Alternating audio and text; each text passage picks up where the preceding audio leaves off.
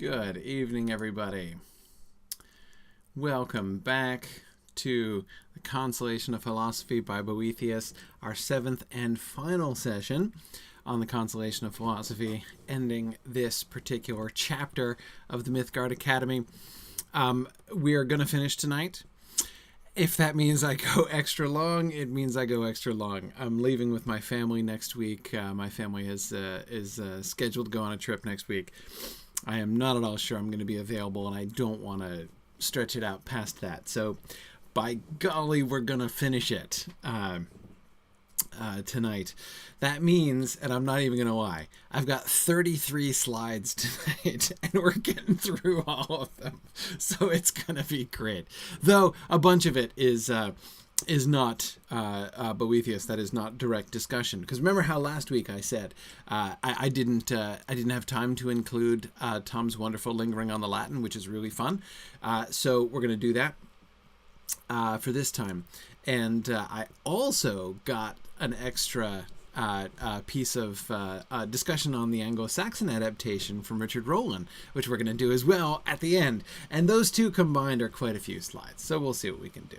But okay, this is going to happen, and I've got some caffeine, and I'm ready to go. All right. So, first of all, okay, an announcement, or kind of a non-announcement. I was hoping to have the schedule for the Treason of Isengard ready before class tonight, but I totally don't.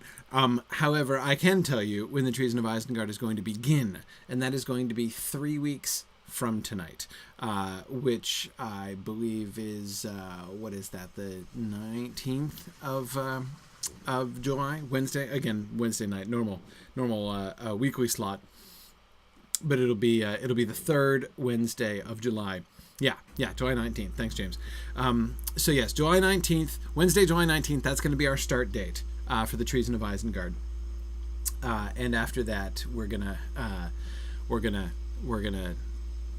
go through. Now, I'm planning as we did with Return of the Shadow, I'm going to take my time with the Treason of Isengard, because this is a big deal, right? This is looking at the growth and development of the Lord of the Rings as it happens, right? So, we want to take our time with this. We ended up taking, what did we do? Like 16 weeks on the Return of the Shadow, something like that. We'll probably do something similar. Which means it's going to take us into fall. My goal is to be done with it, is to finish the Treason of Isengard before Bilbo's birthday. That's the hope. So we'll see what happens there. Okay. All right, Karita is pledging to lead me towards tempting tangents. That's going to distract me away. But no, we're going to finish. We're going to do it. I don't care, Karita. If we have to stay up for 4 hours, I'll do it. It's going to happen. Tonight's the last class, so there we are. The only question is how many hours the session's going to be tonight. Anyway, all right. So let's jump into it. Druid's Fire, I like that. She just said, "Hooray for the Treason of Isengard," and then it was like, wait, hang on a second. That doesn't sound right. Yeah, I totally know what you mean. Okay, so the Treason of Isengard is going to be super fun. I recommend, get started reading on that. We're going to work our way through that slowly and deliberately, and it's going to be great.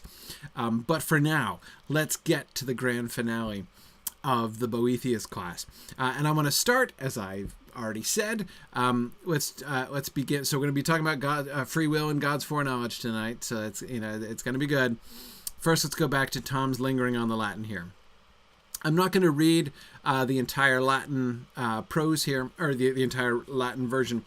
This is book 3, poem 10, that Tom has given to us here. And you can see by the color coding here, the corresponding terms we're going to be discussing as we go through. So here's Tom's sort of literal line-by-line translation of the poem. "Come here, all you prisoners, whom deceitful lust, which dwells in earth-bound minds, binds in chains of wickedness. Here you will find rest from labors, here a haven waiting in gentle peace, here a single refuge open to all the wretched. No gift which the Tagus bestows with its sands of gold, or the Hermus with its red gold banks, or the Indus, which, at the edge of the torrid zone, mixes emeralds with shining white pearls. None of these gifts could illuminate your vision, rather than fixing your blind minds in a darkness of their own. Whatever pleases and stirs our minds, this the earth nurtures in its deepest caverns. But the splendor by which the heavens are ruled and flourish shuns the dark ruins of our minds. Whoever takes note of this light will deny that Phoebus's rays shine bright. Okay. Yeah. Carita is hearing echoes of "Come to me, all who are weary and heavy laden." Yeah, that does kind of sound like that a little bit there, doesn't it, Carita? Okay, all right. So we'll flip back to this here as we need to. Here's Tom's commentary. This poem marks a good contrast with Book 2, Poem 8, which we looked at last time, so the last lingering on the Latin that we did.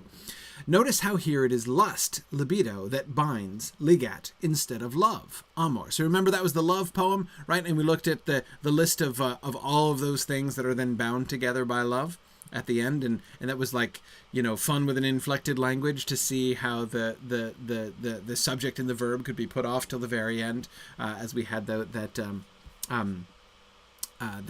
big old list. Okay, all right. Notice how here it is lust, libido, that binds, ligat, instead of love, amor.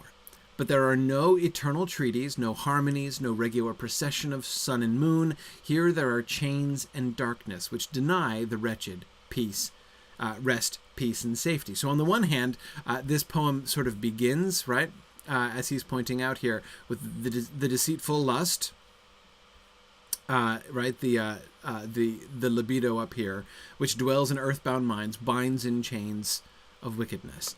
Right? So just as love binds all things together into this beautiful, harmonious order, so lust also binds, but here it binds in chains of weakness, in chains which merely restrict, right? Which confine the blinded mind in darkness and prison. So they're opposite, but they're kind of not opposite, right? That is, both bind. And you see how it's kind of like the false roads, right?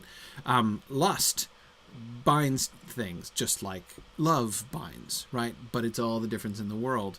Just as it's all the difference in the world between going to the right house and going to the wrong house, right? When you're trying to go home, even if the houses look alike. So there's all the difference in the world between being constrained by lust and being bound together as part of the big, beautiful, harmonious system by love. Okay. The 3 gold and gem-bearing rivers he mentions are in Iberia, Anatolia, and India, and thus indicate that from the farthest east to the farthest west, the most delightful riches of the earth not only fail to illuminate our vision, but rather establish our minds in a darkness all our own. Since our minds are already blind, kaikos, and the riches of the earth come from the deepest darkness below the earth, the riches could not do otherwise. Right, so that's lovely. The directions are really fun, right? From the Tagus, the Hermes, and the Indus. So clearly, from Spain to India, that's one end of the civilized world to the other, right? That's one end of the Roman Empire to the other. And I love Tom's points here about the darkness of our minds, right? Those gems, those beautiful things taken from the earth, those things which are so attractive, and but in the end, really just symbols of the desire by which we're bound, right? Okay, all right. So let's keep going. Aureus Harenus describes more than the color of the sand in Tagus. So let's go back and look at this line again, right? Non quicquid tegus aureus harenus donat aut hermos rutilante ripa. Right? No gift which the Tagus bestows with its sands of gold, nor the Hermes with its red gold banks, or the Indus which at the edge of the torrid zone mixes emeralds with shining white pearls. Candidis miscens verides lapilos. Those are the lines we're going to be talking about next here. Okay. Aureus Harenus describes more than the color of the sand in Tagus. There is gold in that sand, and some gold ores were reddish in color because of impurities, like copper. There is a phrase in one of the poems of Verontius Fortunatus which uses the phrase rutilantior auro, redder than gold. Thus, rutilante ripa also suggests gold in the sands of the river. Think of people panning for gold. So both of those first 2 rivers, right, as we again going back to the poem here, right, the Tagus and the Hermes have the sand of their banks is mixed with gold, right? Okay. The pearls we'll talk about later. Hook, hick, hawk, and hike are all related. Hook is an adverb meaning to this place, while the other three are simply this in different grammatical genders. The latter three pick up on the first, as I've tried to show with here, right? So again, that's the poetic repetition that we get at the beginning, right? Come here, all you prisoners. Hook. Here you will find rest from your labors. Here a haven waiting in gentle peace. Here a single refuge open to all the wretched. And we get that repetition, notice at the beginning of the lines, right? In the Latin, hike, hic, hoc. Okay. All right, there is a rough distinction between animus and anima. So let's go back and just look at that there. Okay. Yeah, that's this down here. So, in suas conduit animos tenebras, fixing your blind minds in a darkness of their own, and then obscuras animae ruinas, shuns the dark ruins of our minds. Right? Yes. Okay.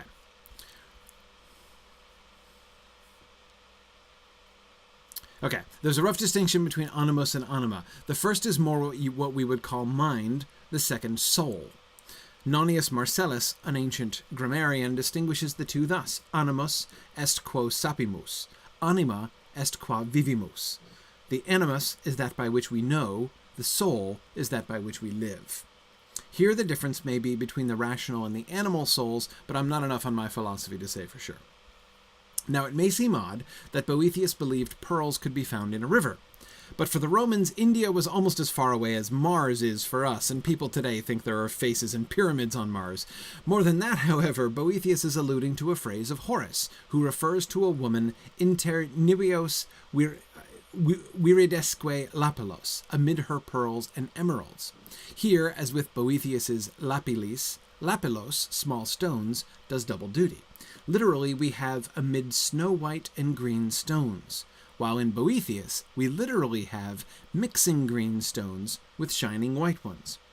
While we're at it, don't miss the repetition of candidos in the last line, right? That is, so notice the echo there, how it's the white stones, right? The pearls are candidis, white here. And at the end of the poem, we get a repetition, again at the beginning of the line, of that word, candidos, which is here white, shining whiteness of Phoebus's rays, right, of the rays of the sun. So we have here in Boethius's verse the intrinsic contrast between the shining whiteness and desirable whiteness of pearls, right, and the shining whiteness of the rays of the sun, contrasting the bright, sort of heavenly radiance, right, with the glory of worldly things. All right, sorry. Anyway, where we go? Okay, right. Okay, but with all this talk of pearls and sand and shores, I think we may have found a source, if not the source, for Tolkien's Sand of Pearls in Elvenland. From Horace to Boethius to Tolkien, we have the great chain of reading. It is really interesting to see that mixture of gems and pearls in the sand there. It's interesting to me. I'm not 100% sure that I'm totally convinced by it, Tom. I think it's it's a great connection. Would he have known this? Obviously. Might he have been thinking of this? Yes. What puzzles me is that it would seem then that he's kind of taking it a little bit out of that Tolkien would have been taking it a little out of context, or is he? Right? Does it suggest? Let me argue this around the other way, Tom.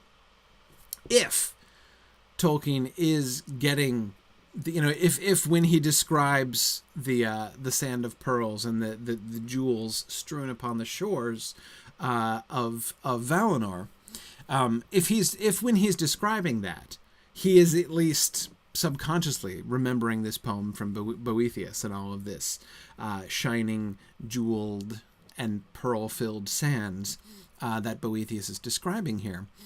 And I agree with Tom that the connection back through Horace makes it the more likely that Tolkien would have had that in mind.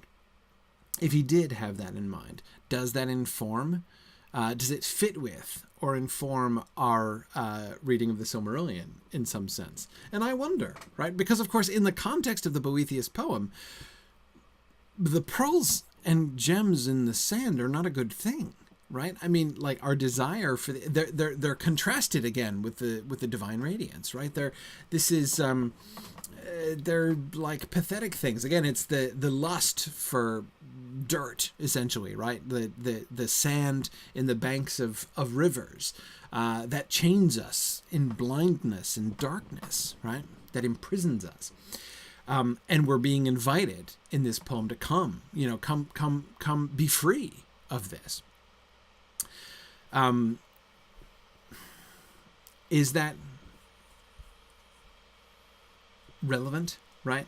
Is there, does that illuminate in some way our reading of that passage of the Silmarillion? I'm not sure it doesn't fit in some sense. On the one hand, we have the glory of Valinor, and I don't see it really being done in sort of a negative sense. But then again, we've got the gems of the Noldor, right? And if there's certainly lots of precedent for thinking about the desire of the Noldor for their gems, right, as being something which sort of blinds and binds them into sort of a prison of desire, right? I mean, the Oath of Feanor certainly suggests that. But then again, on the other hand, I guess this is my third or fourth hand here, the strewing of the gems on the beaches of Valinor seems to be one of the untainted actions of the Noldor, right? That's what they're doing when they're freely bestowing their gems upon all rather than hoarding them for themselves. So that doesn't seem to me to be a really kind of sort of negative thing. But I don't know. I mean, I'd have to think about it more. Again, as an image, I can definitely see it working in thinking through the way in which the image is being used in the context, in their contexts. I think it's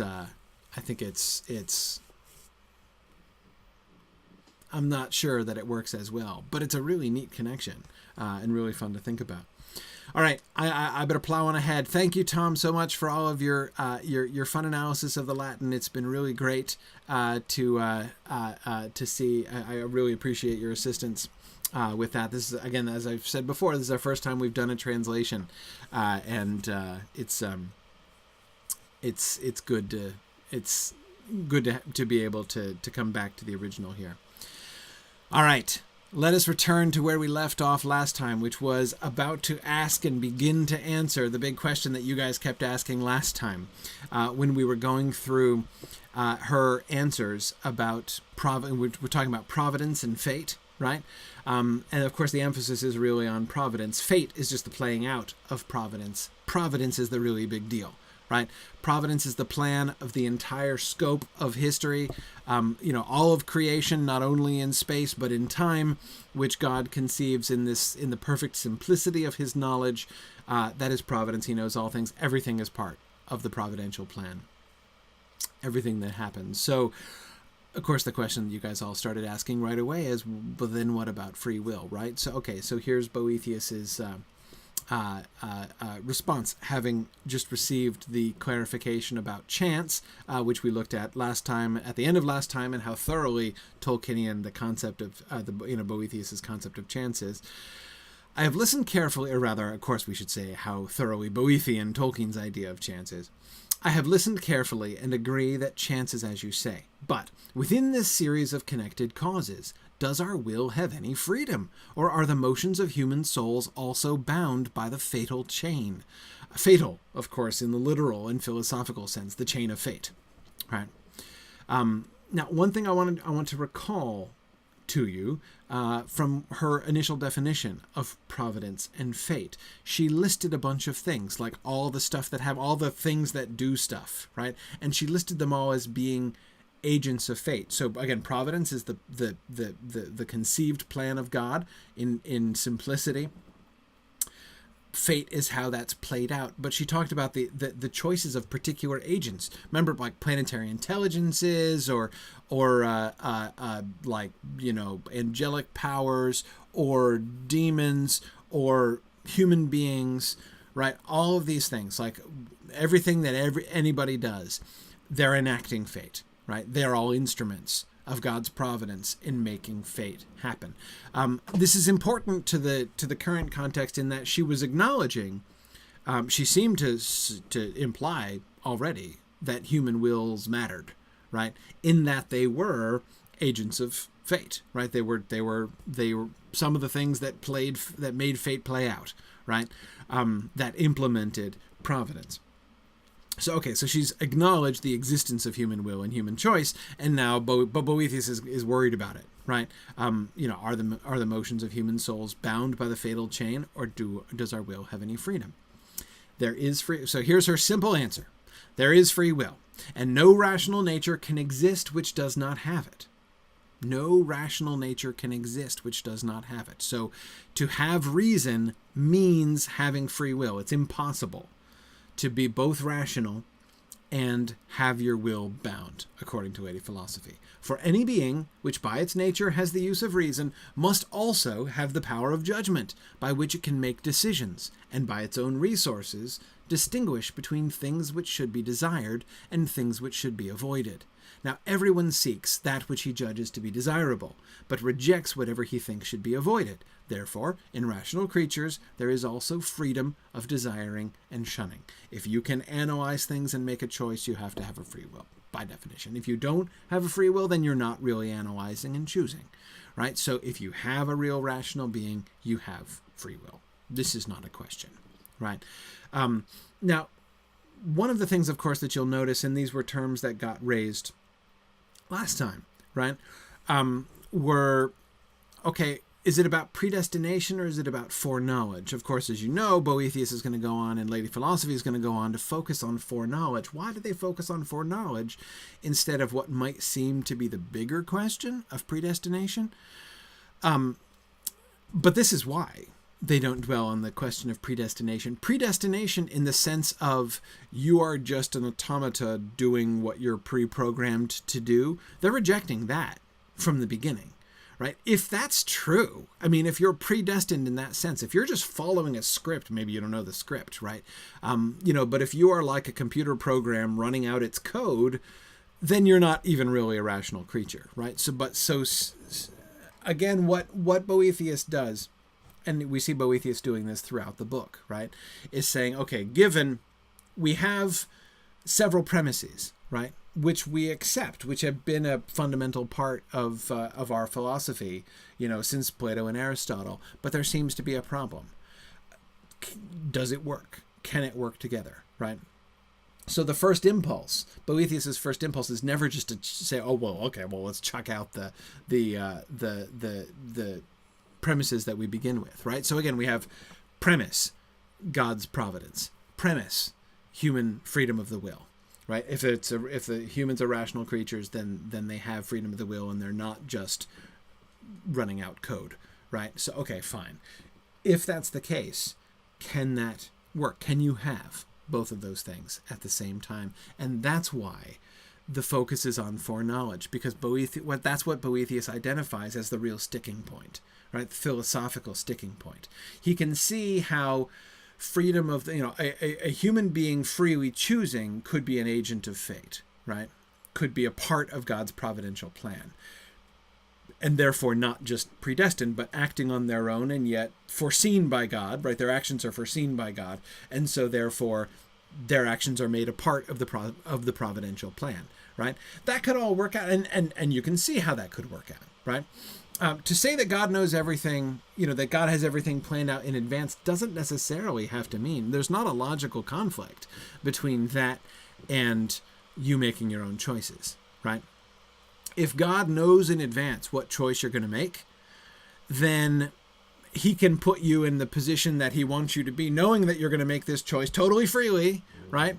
But because he knows, remember what the emphasis was throughout book 4, right? Because he knows the consequences of he knows if you make this particular choice, then it's going to have this impact on other people, and other people are going to be making their other choices that he knows that they're going to make, although they're making them freely, right? But so he can kind of manipulate things and place the pieces where he wants them all to be, so that when they make their own free choices, they end up bringing into effect all of the consequences and implications which they can't understand and they can't foresee, but he can, right?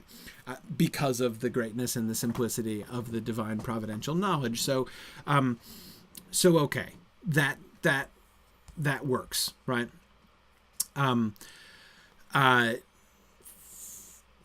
This is why he doesn't see any real problem between any necessary conflict between providence and free will. The problem, therefore, comes in with foreknowledge, because it's only foreknowledge that makes it work, right? Only if God knows in advance what you're going to do, what you're going to choose to do, can he arrange things so that it works out, right? And makes the picture that he ends up wanting to make. Here's a silly illustration. This is a silly illustration, but I hope you will see what I mean, right?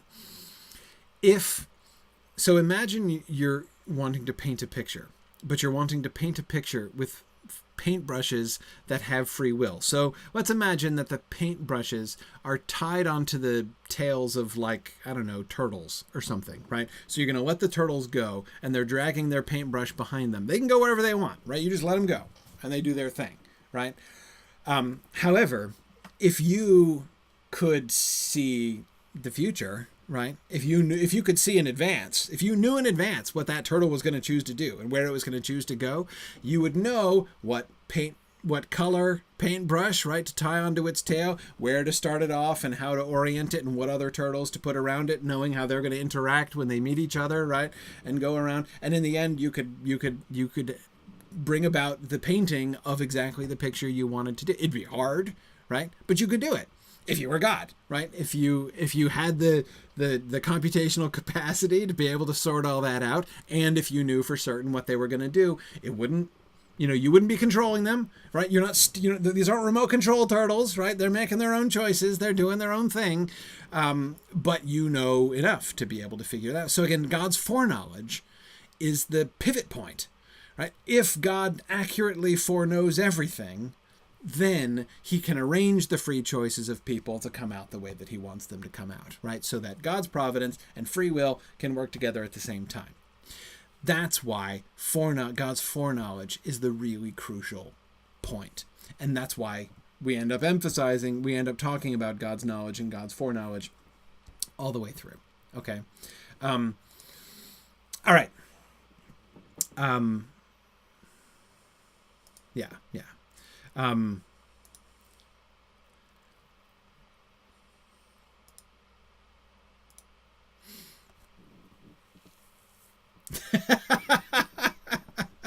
Jennifer asks if the turtle painters in question are named things like Leonardo, Michelangelo, Donatello, and Raphael. Jennifer, I'm not sure if I was subconsciously influenced to choose turtles as painters because of those particular name selections or not, but perhaps I was. Anyway, okay, all right. So again, foreknowledge. This is what we're talking about. Okay, so let's move on here. Lady, this is part of Lady Philosophy. She's following up, right? So she's just said, yeah, absolutely, free will is totally a thing, no question. But I do not say that this freedom is the same in all beings. In supreme and divine substances, there is clear judgment, uncorrupted will, and effective power to obtain what they desire, right? So what she's doing here, right, you can see is like, hang on, when we talk about free will, well, some wills are freer than others, right? Human souls, however, are more free while they are engaged in contemplation of the divine mind, and less free when they are joined to bodies, and still less free when they are bound by earthly fetters. They are in utter slavery when they lose possession of their reason and give themselves wholly to vice. For when they turn away their eyes from the light of supreme truth to mean and dark things, right? All those people who cease to seek the good and instead are focused entirely on material and worldly things, right? Focused on the goods of fortune instead of on ultimate good. They are blinded by a cloud of ignorance and obsessed by vicious passions. By yielding and consenting to these passions, they worsen the slavery to which they have brought themselves and are, as it were, the captives of their own freedom. Nevertheless, God, who beholds all things from eternity, foresees all these things in his providence and disposes each according to its predestined merits. Okay, so not all people are equally free, right? Because again, this is what, remember back those passages in book 3, I'm pretty sure it was, when Lady Philosophy was talking about how, like, when a person becomes vicious, they cease to be human, right? And then she did all that, like, the fun stuff, like comparing different vices to different species of animal, right? Now, one of you, I think it might have been Nick, I think it was you, was commenting at the time and saying, gosh, this seems like a really dangerous kind of doctrine, right? That wicked people are subhuman. They're not even human anymore. Like, dangerous in the sense that it could be very dangerously applied, right? To say, like, well, if you're wicked, then you're not really a human being. Then, like, it doesn't matter if we, annihilate you, for instance, because you're not really human like everybody else. I agree, but notice where Lady Philosophy actually does go with it, right? Here we see sort of the final application of that concept. They become less human in the sense that they deprive themselves of their free will. The more they become bound, the more they bind themselves through their libido, right? Through their lust, as Tom was pointing out in that poem, to worldly things. So that they bind themselves with their lust instead of being bound into the will of God, right? Being bound to God through love and being made a part of the beautiful interlocking system of the universe, right? The more they do that, the more they deprive themselves of their own free will, the less human they are. And by less human, that means they have less and less free will, so that their wills are less and less their own. Yes, and Stephen, if you are hearing echoes of the New Testament teaching about people being slaves to sin, I would not at all consider that inappropriate. I think that's exactly the kind of thing. This brings me. I didn't have time to put it on a slide or anything, but Bricktails, who was I remember being with us in exploring the Lord of the Rings last night. Was asking about the I'm going to pause for a second here. This is a planned digression, Carita, so I don't think you're getting to me. But anyway, so he was thinking about these sort of biblical echoes that we can hear in Boethius, and that I keep saying, yeah, if you hear it, I think it's totally there. It's not just you. And he was saying, okay, so how do we understand that? How do we interpret these echoes in Boethius? What do we do with it? And he gave 3 suggestions. 1, nothing to see here, just coincidence. Maybe it's just us trying to impose something on Boethius. I don't think so. 2, there is a relationship between Boethius and the biblical stuff, but just in that Boethius is very well read in Scripture and therefore tends to use some of the same language and imagery, right? So he's not actually making like doctrinal connections. It's just he knows the Bible, and so this kind of language sort of flows out of him. That's plausible. That kind of thing does happen. I don't think that's what's happening either. And the reason, by the way, I don't think that that's what's happening is because so many times you remember how Lady Philosophy so often comes down to what seems a really counterintuitive solution, right? Like, there is no such thing as evil, or bad things don't happen to good people, or the wicked never triumph, right? And the good and wickedness is always punished. When she comes around to those things, it often comes around sounding to me very much like Boethius has, in the end, proven one of this sort of strange or difficult texts in the New Testament. That is to say, it works doctrinally. It's not just a linguistic echo. And so his third option, there is a relationship, and while Boethius is not depending on the authority of Scripture to make his points, those readers who know the Scripture are urged to interpret Boethius in light of the Bible passage, or at least to consider the interaction between the idea in Boethius and the idea in the Bible. That's much closer. That's what I would, something like that is pretty much what I would say. I think maybe the way that I would say it is, if you know the Bible, you will find that many of these biblical teachings, especially, a lot of these are New Testament teachings. A lot of these New Testament teachings, you will find that Lady Philosophy comes around to agreeing with the New Testament, never just relying on biblical authority, right? Never just saying, we know this to be true because the Bible tells us so. But where we do find ourselves so often in the Consolation of Philosophy is arriving at a conclusion which turns out to be extremely consonant, if not an actual paraphrase of one of those biblical teachings. I don't think that this is necessarily like an apologetics thing, like Boethius is trying to prove the Bible true. I do think that Boethius is sort of showing this kind of an alignment between the logical conclusions of traditional Greco-Roman philosophy and the teachings of the Bible. In the end, he gets to the same place, sort of through both. Anyway, okay, all right. So let's carry on. Here's the poem at the end of his this first section about the freedom of the will, the assertion of the freedom of the will. He sees all things and hears all things. Sweet-voiced Homer, that's a quotation from Homer, describing the sun. Sweet-voiced Homer sings of the clear light of bright Phoebus, but the sun's weak rays cannot pierce the bowels of the earth, nor the depths of the sea. It is not so with the creator of this great sphere.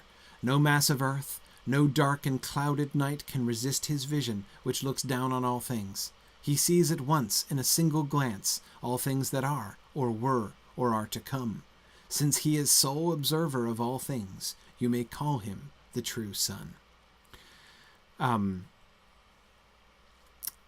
Homer talks about the sun being able to see and hear all things, right?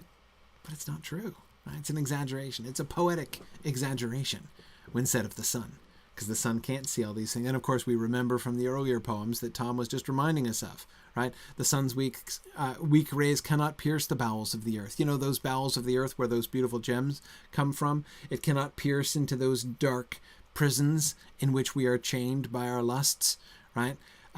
But the creator of this great sphere can. No mass of earth, no dark and clouded night can resist his vision, which looks down on all things.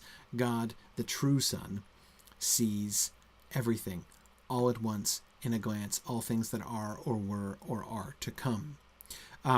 In this poem, Lady Philosophy, as she is so wont to do, Lady Philosophy has given a preview of the entire rest of her argument, right? The argument of how does God's foreknowledge work? How could God's foreknowledge not undermine the idea of our free will? She's given the answer here in this poem. It'll take us a little bit of a while to get there in prose, but she just does it right here in verse. I love the way that Lady Philosophy's poems do that. We see this persistently throughout the book. She's giving spoilers, previews of what's to come. Many people skip poems in books, and, I've talked to people about this before. If in Boethius you do it the other way around, right, you just read the poems and skip the prose, you can get most of the argument much more briefly, actually, which is kind of fun. Okay. Prose 3. This is the Boethius character spelling out the final problem, and this is really interesting. This is almost the last time the Boethius character talks. And it's the longest speech he's given since way back in book 1 when he was ranting, right, and complaining about how he'd been done wrong. He is now in a much different place than he was before. But Boethius gives to the Boethius interlocutor, right, into the Boethius speaker, the most sort of consistent and persuasive argument that he gets. He sets up the argument against God's foreknowledge, or rather against free will. Let me say this a different way. He sets up the argument for the conflict between God's foreknowledge and our free will. He sets that up very thoroughly, even going out of his way to eliminate what seem to be easy answers to the question, right? He's like, and don't give me this, and don't give me that, because that doesn't work either. This is seriously a problem, right? So let's look at the problem as the Boethius interlocutor sets it up here in prose 3. There seems to be a hopeless conflict between divine foreknowledge of all things and freedom of the human will. For if God sees everything in advance, and cannot be deceived in any way, whatever his providence foresees will happen, must happen. Therefore, if God foreknows eternally not only all the acts of men, but also their plans and wishes, there cannot be freedom of will. For nothing whatever can be done or even desired without its being known beforehand by the infallible providence of God. If things could somehow be accomplished in some way other than that which God foresaw, his foreknowledge of the future would no longer be certain. Indeed, it would be merely uncertain opinion, and it would be wrong to think that of God. So do you see the force of the problem here? The problem is pretty simple. If God is 100% certain of what you're going to choose to do, right? If God's foreknowledge is absolute, if it is certain, if his providential vision is perfectly clear, if he is the true Son seeing into all things, if he knows 100%, for 100% certainty what you're going to do tomorrow, then what are the odds that you're going to do anything else? 0! Because he knows 100% for sure what you're going to do. So if there's a 0% chance that you're possibly going to do anything else, in what sense can your will really be said to be free? You might think it's free, but it's an illusion, right? Because you never actually had a choice. God knew in advance. So if God knows in advance everything I'm going to do tomorrow, right? All the things that will seem to me like spontaneous choices, but they're not going to be, because God already knows what I'm going to do. And again, the problem is not just that he already knows, it's the absolute certainty of his knowledge. If he knows 100% chance I'm going to do this, there is a 0% chance I'm going to choose anything else, which means I wasn't actually free to do that. It's already scripted. So it's not that. So notice he's not talking about us again like we're robots, like we're programmed, but we don't really have options, right?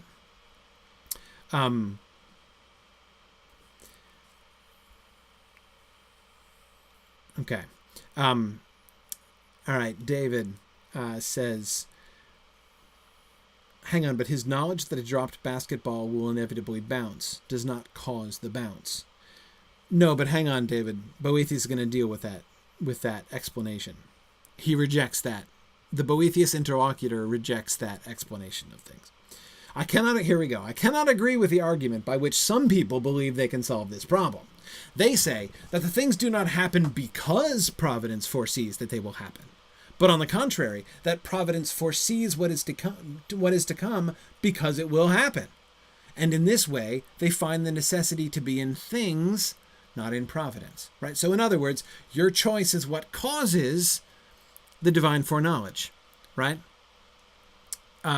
It's not the divine foreknowledge that causes your action. And therefore, since it's your action that causes the foreknowledge, then your action can still be free. That's the counter-argument, David, right, that he's giving here. But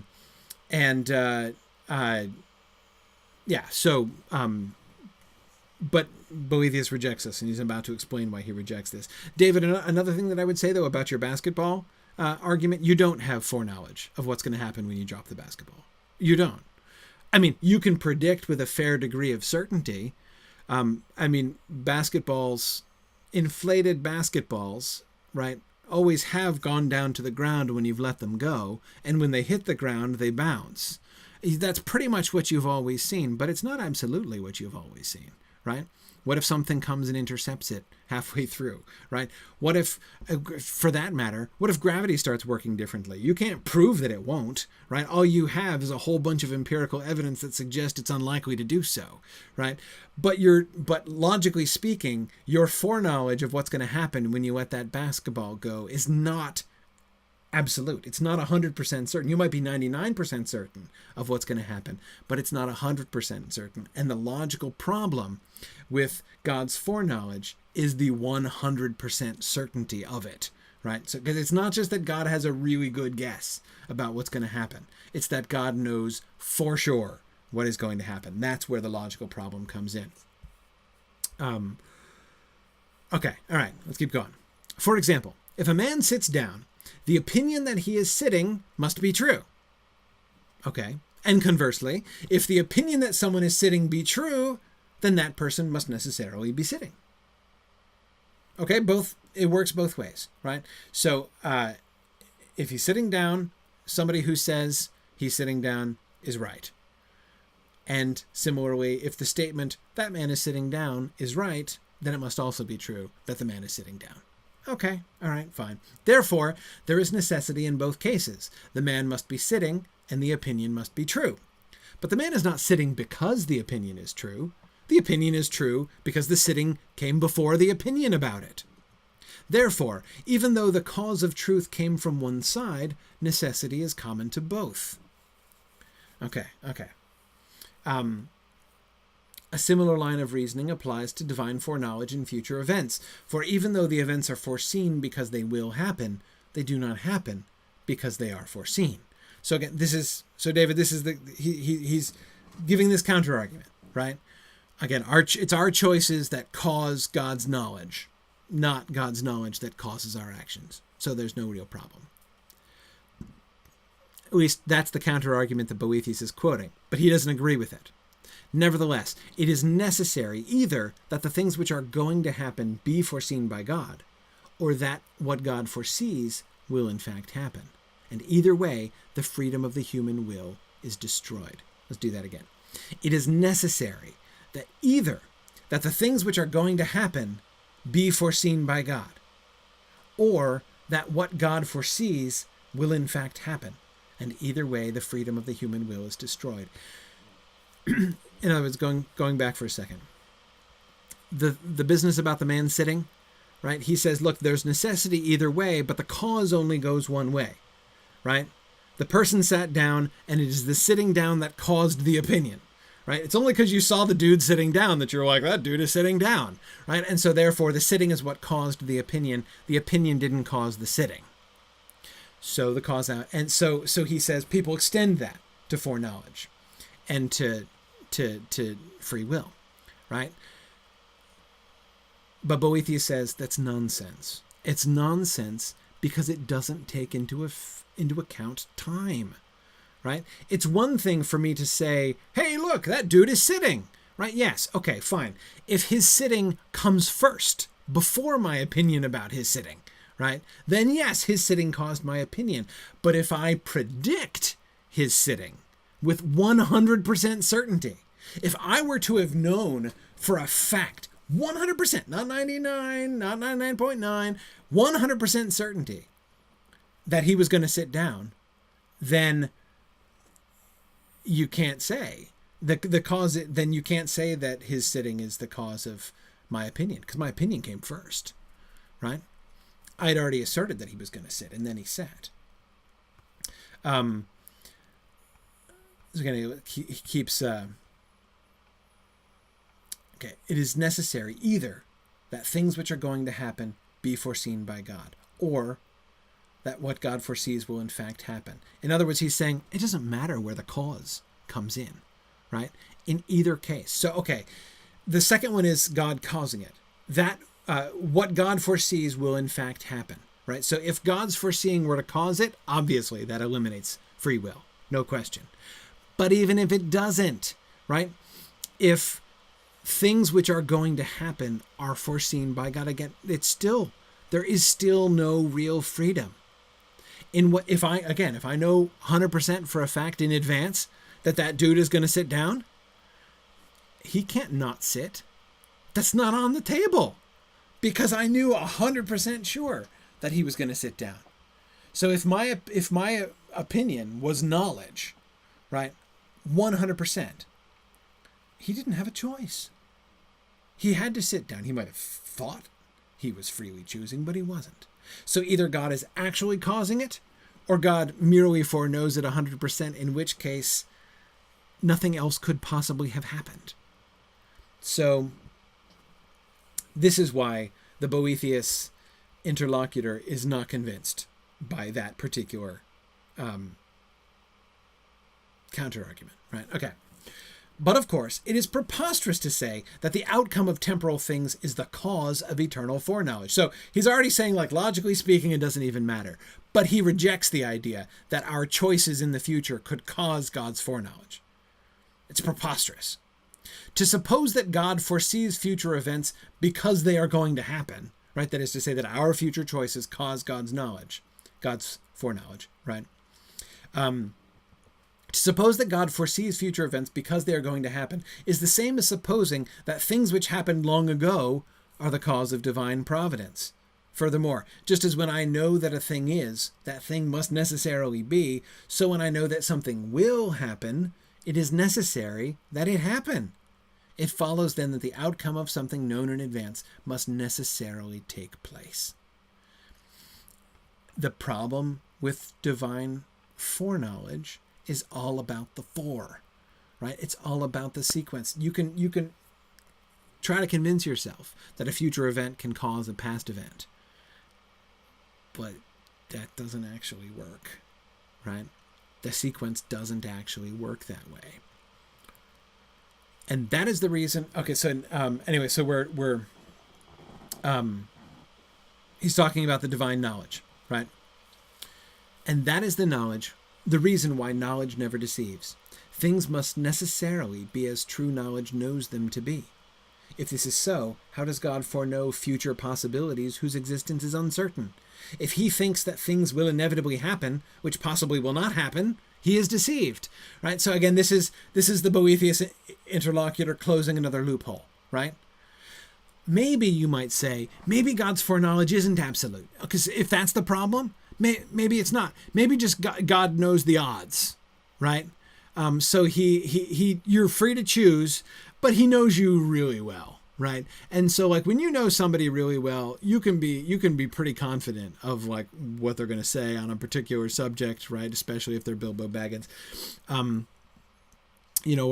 or any of this other stuff, right? So, so that's fine, right? Okay, so he's dealing with the theory. What if it's not absolute? What if God's foreknowledge is not absolute? What if he knows a lot, right? So he's playing the odds. How does God foreknow future possibilities whose existence is uncertain?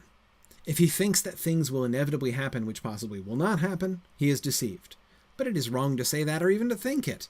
And if he merely knows that they may or may not happen, that is, he knows only their contingent possibilities, what is such knowledge worth, since it does not know with certainty? Such knowledge is no better than that expressed by the ridiculous prophecy of Tiresias. Whatever I say will either be or not be. Divine providence would be no better than human opinion if God judges as men do, and knows only that uncertain events are doubtful. But if nothing can be uncertain to him who is the most certain source of all things, the outcome is certain of all things which he knows with certainty shall be, right? So basically Boethius just says, come on, don't give me that, right? I mean, if you're going to say that God's foreknowledge is uncertain, right, that he's just playing the odds, then you're going backwards on everything. You know, like, please, we've come too far to play that, right? That's not even within the parameters that we're dealing with here, right? It might, maybe you'd think that could make that work, but no, that's not exactly how it works at all, right? Okay. And so he comes to his distressing conclusion, right? Therefore, there can be no freedom in human decisions and actions, since the divine mind, foreseeing everything without possibility of error, determines and forces the outcome of everything that is to happen. Once this is granted, it is clear that the structure of all human affairs must collapse. For it is pointless to assign rewards and punishment to the good and wicked, since neither are deserved if the actions of men are not free and voluntary. Punishment of the wicked and recognition of the good, which are now considered just, will seem quite unjust, since neither the good nor the wicked are governed by their own will, but are forced by the inevitability of predetermination. Vice and virtue will be without meaning in their place, and in their place there will be utter confusion about what is deserved. Finally, and this is the most blasphemous thought of all, it follows that the author of all good must be made responsible for all human vice, since the entire order of human events depends on providence and nothing on man's intention. There is no use in hoping or praying for anything. For what is the point in hope or prayer when everything that man desires is determined by unalterable process? Thus man's only bonds with God, hope and prayer, are destroyed.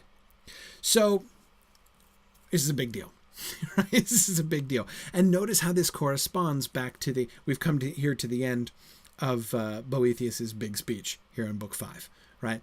And you'll notice that it, in a sense, sounds kind of like his speech in Book 1, right? In Book 1, he was saying, why do bad things happen to good people, right? Why in an otherwise orderly world remember that you missed a spot thing, right? You made this beautiful, harmonious world, but human affairs are a mess, right? Why is there injustice all over the place if this happens? So now, notice where he's come to is something even further away from satisfying.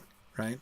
This is worse than why do bad things happen to good people? Why are some things chaotic? Instead, this is, holy cow, nothing makes any sense. There's not even any such thing as justice. The entire thing, if this is true, the entire thing is a sham from beginning to end, right? As the people who are making choices, right? The whole question of like, oh, why do the wicked thrive and the good suffer, right? Which was what he was saying back in Book 1.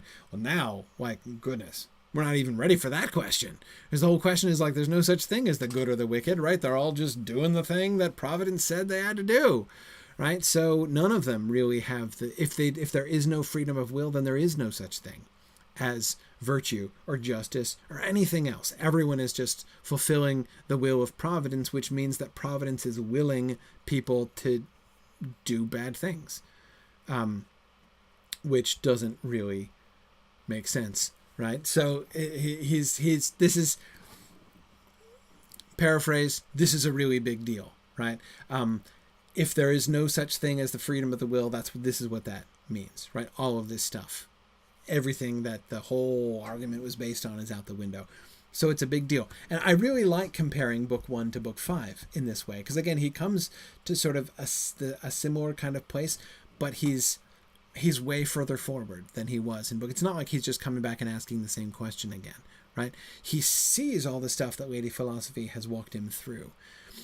And yet he sees, like, here, having come to the end, at the very end, there's this one thing which, if we can't understand it, if we can't put it together, undoes everything. Not just everything that we've been talking about, but makes it far, far worse than when we started. So that's kind of a big deal. Rachel asks, does this relate to the sovereignty of God?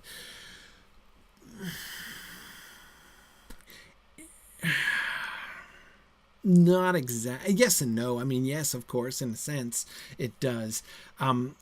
Rachel, when you say the sovereignty of God, I'm guessing that you're using that phrase in something like the Protestant, like the Calvinist sense of the sovereignty of God. So does it relate to that? Yes, it does, in the sense that if you're talking about Calvin's doctrine on the sovereignty of God, this stuff that is here is relevant to figuring out what that is and how that would work. But I don't necessarily think it's true the other way. That is, in order to understand what Boethius is saying here, we need to think about the sovereignty of God in Calvin's terms.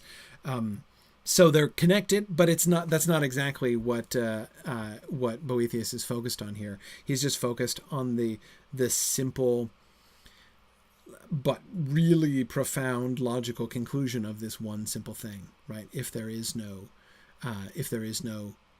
real freedom of the will, these are the logical consequences of there being no freedom of the will. And God's foreknowledge, the absoluteness of God's foreknowledge, the doctrine of God's providence that Lady Philosophy was explaining, seems to undermine all of this and bring us to this really, it is dark, Carita, this really dark point. Okay, so let's begin to look through Lady Philosophy's responses to this. First, she says, Let me ask why you regard as inconclusive the reasoning of those who think that foreknowledge is no hindrance to free will, because it is not the cause of the necessity of future things. She's like, hang on, let's go back to that argument that you rejected before. Right? You rejected the idea that the stuff that we did in the future could possibly cause God's knowledge in the past. Right? Do you have any argument for the necessity of future events other than the principle that things which are known beforehand must happen? Is it just the time sequence? Is that the only problem? If, as you have just now conceded, foreknowledge does not impose necessity on future events, why must the voluntary outcome of things be bound to predetermined results?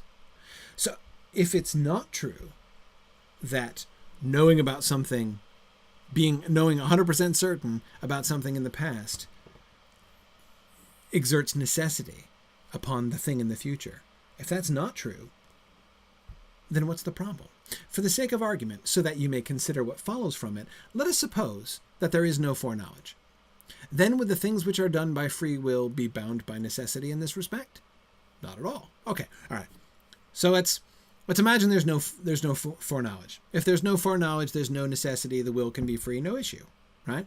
Then let us suppose that foreknowledge exists, but imposes no necessity on things. The same independence and absolute freedom of the will would remain. Okay, right? So the problem is to what extent that foreknowledge makes for certainty, right? Makes for a necessity of the choice, the apparently free choice in the future, right? But how can it be that things which are foreseen should not happen?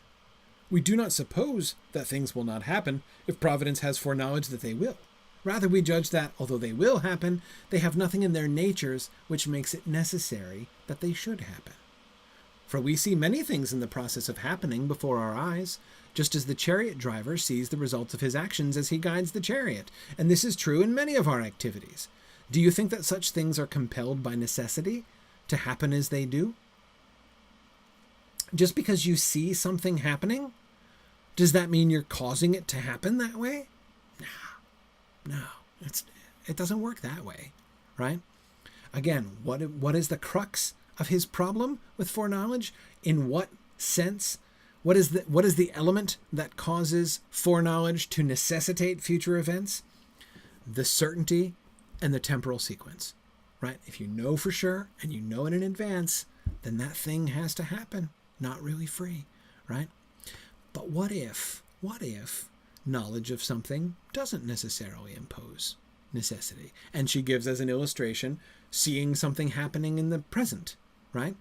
You see something happening, that doesn't necessarily determine that it has to happen. As he admits, no. The results of art would be vain if they were all brought about by compulsion. Then, since they came into being without necessity, these same things were not determined by necessity before they actually happened. Therefore, there are some things destined to happen in the future whose outcome is free of any necessity. For everyone, I think, would say that things which are now happening were going to happen before they actually came to pass. Thus, these things happen without necessity, even though they were known in advance. For just as knowledge of things happening now does not imply necessity in their outcomes, so foreknowledge of future things impose no necessity on their outcomes in the future, right? Another way of saying the same thing. She's saying, like, look, you can convince yourself that philosophically speaking, so again, let's go back to the man sitting, right? Dude comes into a room and sits down in a chair, right? If the day before you knew by some mechanism with 100% certainty that the dude was going to come down and was going to come in and sit down in that chair, right? You knew that with 100% certainty. But what if the dude didn't know it, right? You didn't tell the dude, right? So you kept your foreknowledge of the dude sitting to yourself, right? And you were sitting there and you're like, I can 100% predict, right, that dude is going to sit down in that chair. I know it for certain. Are you causing him to sit down in the chair? You're not causing him to sit down in the chair. It doesn't impose necessity upon him. He's still coming in and being like, dude, a chair. I feel like sitting down, right? You knew it was going to happen, but it doesn't actually impose necessity upon it, right? His choice was free. You just knew that it was going to happen, right? So notice her first response is to be like, I think you're kind of making a little too much of this, actually, right? It doesn't necessarily work that way. It's not as cut and dried as you're making it sound. Just because God knows for sure what you're going to choose doesn't necessarily mean that your choice isn't free. But she's not content with that. She doesn't just stick with that. But you will say, she anticipates the counter-argument, right? But you will say, the point at issue is whether there can be any foreknowledge of things whose outcome is not necessary, right? This comes back to the end of his counter-argument. If he really had freedom, if when he walks into that room, there's a chance he sits down, there's a chance he doesn't sit down, right? It's a toss-up until he decides to put his butt in the chair, right? Until that moment, it's not certain. Then in that case, you can say theoretically, oh, I have absolute foreknowledge of what he's going to do, but it's just words, right? It's not true foreknowledge if there's any % chance that he was actually going to not sit on that chair, right? For these things seem opposed to each other. And that is the doubtfulness of the event and the certainty of the foreknowledge. These two things seem opposed to each other. Certainty of the knowledge, doubtfulness of the event. That's the things that are in opposition. They seem opposed to each other, and you think that if things can be foreseen, they must necessarily happen, and that if the necessity is absent, they cannot be foreseen, and that nothing can be fully known unless it is certain. If uncertain things are foreseen as certain, that is the weakness of opinion, not the truth of knowledge. You believe that to judge that a thing is other than it is departs from the integrity of knowledge. Now, the cause of this error lies in your assumption. So here it is, right? What is the problem with his reasoning? Why does he think that there is a conflict between an uncertain action and certain foreknowledge? This is the flaw in his reasoning, she says. The cause of this error lies in your assumption that whatever is known only by the force and nature of the things which are known. But the opposite is true. Everything which is known according to its own, not according to its own power, but rather according to the capacity of the knower. He was arguing ultimately that the certainty of your foreknowledge is contingent on the certainty of the thing. If the thing is not certain, then your foreknowledge cannot be certain. And she says, the knowledge isn't about the thing, it's about the knower, and how the knower knows the thing, not about the thing itself. It's not a product, it's not an element contained intrinsically in the thing.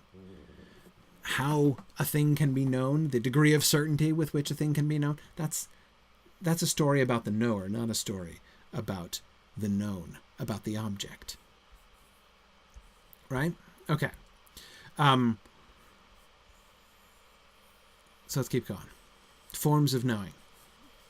This is super important right here. This is so influential for the whole Middle Ages. Let me illustrate with a brief example.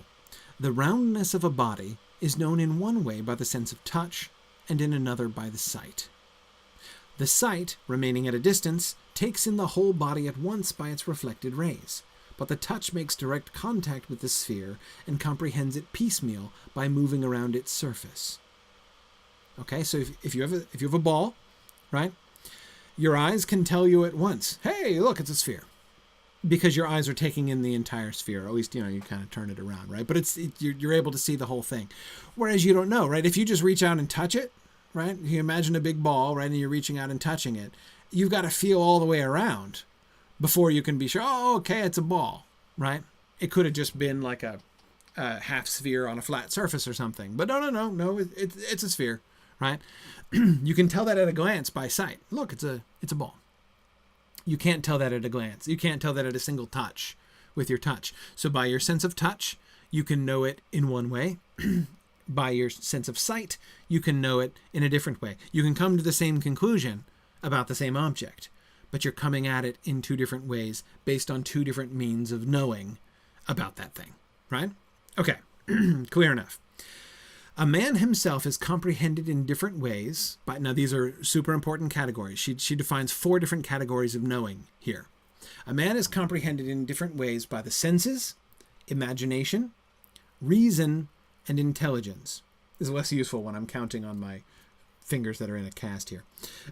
By the senses, imagination, reason, and intelligence.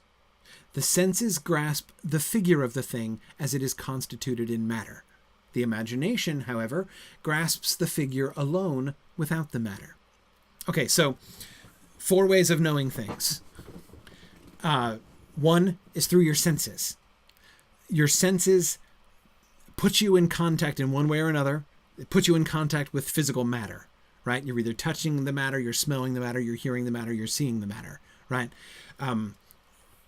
That's how the senses work. And sensation is one way to know something, right? Imagination is another way to know something. So when it says imagination grasps the figure alone without the matter, that means you can picture something in your head. Imagination literally means the forming of images in your brain, right? So you can close your eyes and you can picture a person. So, I can know about, my sister, right? I can know about my sister when I see her right there, right? I can see her and hear her and smell her under certain circumstances, right? If she's sitting right there, I can perceive her with my senses. But right now, I don't perceive her with my senses. My sister is several miles away and there are many intervening physical obstacles. I have no sensation of my sister right now, but I can close my eyes and I can picture my sister, right? That is me perceiving her, knowing her with my imagination, not with my senses. Notice the connection, right? What is the image in my head built out of? Sense perceptions, right? If I had never seen my sister, I would not be able to hold an accurate image of her in my brain, right? But I have, so I can, right? Okay, so the senses grasp the figure of the thing as it is constituted in matter. The imagination grasps the figure alone without the matter. Reason, on the other hand, goes beyond this and investigates by universal consideration the species itself, which is in particular things, right? That is, if I start saying things like, my sister is a woman, right? If I start thinking of like the categories in which she is, that's what reason does, right? Reason adds together facts and generalizes from them. Your imagination by itself can't do that. The facts, the bits that you put together through reason come from your imagination, right? But then you put them together with your reason, and it's your reason that draws more sort of general conclusions, right, about things. So I can draw some conclusions about my sister, most of them flattering, based on my reason, right? When I imagine like different facts about my sister and different things that she has said and done, right? I can draw some conclusions about my sister using my reason. The vision of intelligence is higher yet, and it goes beyond the bounds of the universe and sees with the clear eye of the mind the pure form itself. Ratio, reason. Intellectus is the thing above that he's describing, right? So you've got sense, imagination, reason, and intellectus. Intelligence, intellectus, is higher yet. It goes beyond the bounds of the universe and sees with the clear eye of the mind the pure form itself. Okay, so it's this form of knowing that is beyond reason. All right, more on this. We'll come back to that and what that means here. In all this, we chiefly observe that the higher power of knowing includes the lower, but the lower can in no ways rise to the higher. You see how that was implicit in what I was just describing, right? I can't imagine my sister without having seen her, right? Without having perceived her in some sense, so with my senses, right?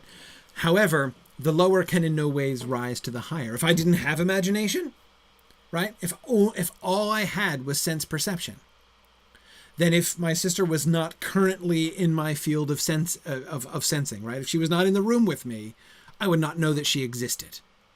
I can only know that she exists when she's not here with me because I can remember her, right? I can form an image of her in my brain, right? I have imagination. If I didn't have imagination, that would be wholly inaccessible to me.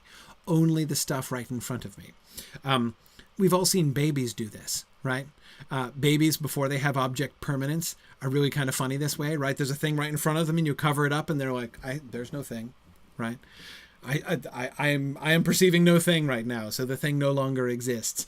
That's what it's like to have sense but no imagination yet, right? The faculty of imagination is still developing, Boethius would have said.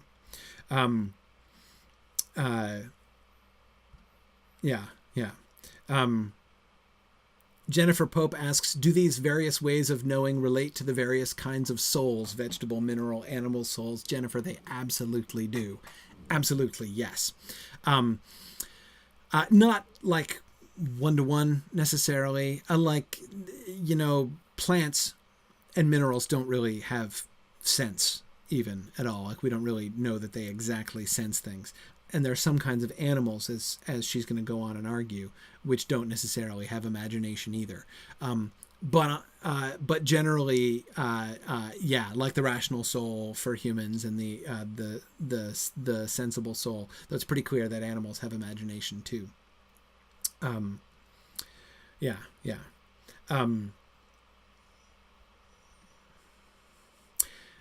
David says, when Boethius talks about the species itself, is he talking about Platonic forms? No, reason does not have access to the Platonic forms. Intellectus does. Intellectus can perceive the ultimate essence of things. Reason can't. Reason can point to it, right? Reason can kind of get at it, but it can't perceive it, right? With the reason alone, you cannot perceive forms. You can conclude that forms must exist, but you can't perceive them. Okay. Sorry, where was I? Okay, right. Can in no way rise to the higher. For the senses achieve nothing beyond the material. The imagination cannot grasp universal species. That is, so again, you can see and you can imagine, like I can see and I can imagine my sister, but I cannot imagine sisters, right? Or like sisterhood. Sisterness, right? The abstract concept of what it means to be a sibling. I can't imagine that. I can reason about it based upon my imaginations, but my imagination alone could not get to what it means to be a sibling any more than my sense alone could retain a concept of my sister when she's not in the room, right? Okay. Reason cannot know simple forms. But the intelligence, as though looking down from on high, conceives the underlying forms and distinguishes among them all, but in the same way in which it comprehends the form itself, which cannot be known to any other power. The intelligence knows the objects of the lower kinds of knowledge, the universals of the reason, the figures of the imagination, the matter of the senses, but not by using reason or imagination or senses. With a single glance of the mind, it formally, as it were, sees all things. So again, the higher include the lesser cannot rise to the higher. If you have reason, you have imagination and sense as well, right? And you are utilizing all those things, right? You are utilizing images which are constructed out of perceptions, right? You can even do other things. Like if you've got reason, you can do other things, right? Like for instance, you can imagine something that you've never seen before, because you've seen a lot of things and you can extrapolate from those things that you've seen and imagine something else, like a green sun, for instance, right? Or a green great dragon, maybe. You can imagine these things, right? You can undertake fantasy. And I'm spelling it with PH in case you can't hear it. You can undertake fantasy, which is forming an image of something you've never seen before. It's a separate psychological capacity from imagination, though directly related to it, right? But again, that comes from reason. If you didn't have reason, you couldn't do that. Fantasy, in the medieval sense, imagination, in the modern, the way that we use that word in the modern world, which is different from imagination, it's being described here. That's a rational thing. It needs reason. This is reason applying these other things, right? Again, the higher including all of the lower. Intellectus, which is above reason, perceives all things, right? Do you see, then, how all these use their own power in knowing rather than the powers of the objects which are known? So back to the point she was making before, right?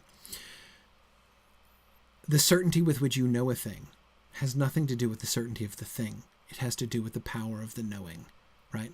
The capacity of the knower. And this is proper. For since all judgment is in the act of the one judging, it is necessary that everyone should accomplish his own action by his own power, and not by the power of something other than himself, right? So, okay, let's go back to the man sitting, right? If you have only sense and no imagination, right? If you're just on the lowest level of knowledge, you can see the dude sit, right? The dude is sitting, you are watching it, right? So you know that he's sitting because you can see it, right? If I tell you, as I am doing right now, I'm talking about this dude sitting, right? You've all been imagining a dude coming into a room and sitting down, right? You're using your imagination, and so you can know it in that way, right? You can interact with that concept. You can know it through your imagination, right? You can apply reason to it. I'm not sure exactly how I would apply reason to a dude sitting, but you can apply reason to it, right? Or if you have intellectus, right? If you have that highest form of knowledge, which is above reason, then you can know it with a different degree of certainty, right? So you can see where she's going here. God has intellectus. We have reason. God's knowledge goes past ours. Now, you might ask, how do we know that? Right? Where is she getting this concept of intellectus from? If the lower can't rise to the higher, how can we even guess what intellectus is like? Well, we can kind of reason it out, right? We can reason that there must be something higher than reason. Why must there be something higher than reason? I'll come back to that. We'll come back to that. It's connected with where she's going to go to next. Why intellectus is sort of a rational necessity, basically. Okay, Brandy, I guess I could reason as to what caused the person to sit, right? Yeah, I guess so, Brandon. If you come in, you're like, well, people are creatures of habit, and he always sits in that chair for this. This is his English class, right? And he always sits in that chair for his English class, and he's the kind of person who always likes to sit in the same seat every day. So I can understand why he's sitting in the chair. There we go, Brandon. We're applying our reason to the dude sitting, right? In the divine intellectus, he has known that dude was going to sit in that chair from before the foundations of the world, right? That's the intellectus version of this. James says he's been imagining a dude sitting with the Signum halo behind him. Yeah, something like that. Yeah, exactly. Okay, all right. According to this principle, another illustration of the levels of knowing here. According to this principle, various and different substances have different ways of knowing. Again, different things have different powers of knowing. There are certain immobile living things which are without any means of knowing other than by sense impressions. Shellfish and other forms of marine life, which are nourished as they stick to rocks, are creatures of this kind. Okay, so a barnacle, right? Barnacles have sense, but they don't have imagination. You can tell because they don't go anywhere, right? If a barnacle had more imagination, right? And there's a barnacle, it's sitting there, right? It's waiting for like what? It's like waiting for plankton to come, right? And so a plankton comes to a barnacle and it's like, the plankton, we love plankton, right? This plankton is wonderful. And then there's no plankton. It's like there's no plankton. There is no plankton. If the plankton had imagination, right, it would be like, ooh, I remember plankton, right? And it would be great. I'm going to go find some plankton, because that's what I want, right? I don't have any right now, and I wish I had some, so I'm going to go find some, right? But it's a barnacle, so it can't do that. That's why it just sits there, and it's like, nothing, plankton, right? Because it just has sense. It doesn't have imagination. Beasts which have the power of motion, on the other hand, have the impulse to seek and avoid certain things, and they have imagination, right? So your dog can imagine things. This is obvious, right? You say to your dog, you want to go for a walk, right? And the sound of the word walk conjures images in their canine heads, right? And they know exactly what that is, and they know that they want it, right? So they go running over and they go to find their leash, right? Because they know that that's associated with it. So that is imagination, the power to hold the image in your head, which is necessary for desire, right? You can't want anything. Do all motile animals have imagination? Yes. Yes. Aristotle says that motion and desire are intimately connected, right? So if a thing moves, it has desire. If you have desire, desire is desire and imagination. Imagination is a prereq for desire. Absolutely. If you can't hold the image in your head, how can you have a thing? How can you want a thing? All you can do is just either perceive it or not perceive it, right? So yes, all motile beasts have imagination, but that doesn't mean it has reason, right? It can have imagination, but not reason. Reason is characteristic of the human race alone, just as pure intelligence belongs to God alone, right? Okay. Alone among beasts, angels have reason too, but they don't have bodies, right? But anyway, they're also rational creatures like we are. But reason is the characteristic of the human race alone, just as pure intelligence belongs to God alone. So barnacles, dogs, humans, God, right?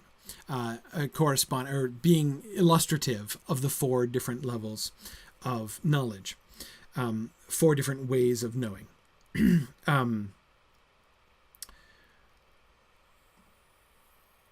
Yeah. Good.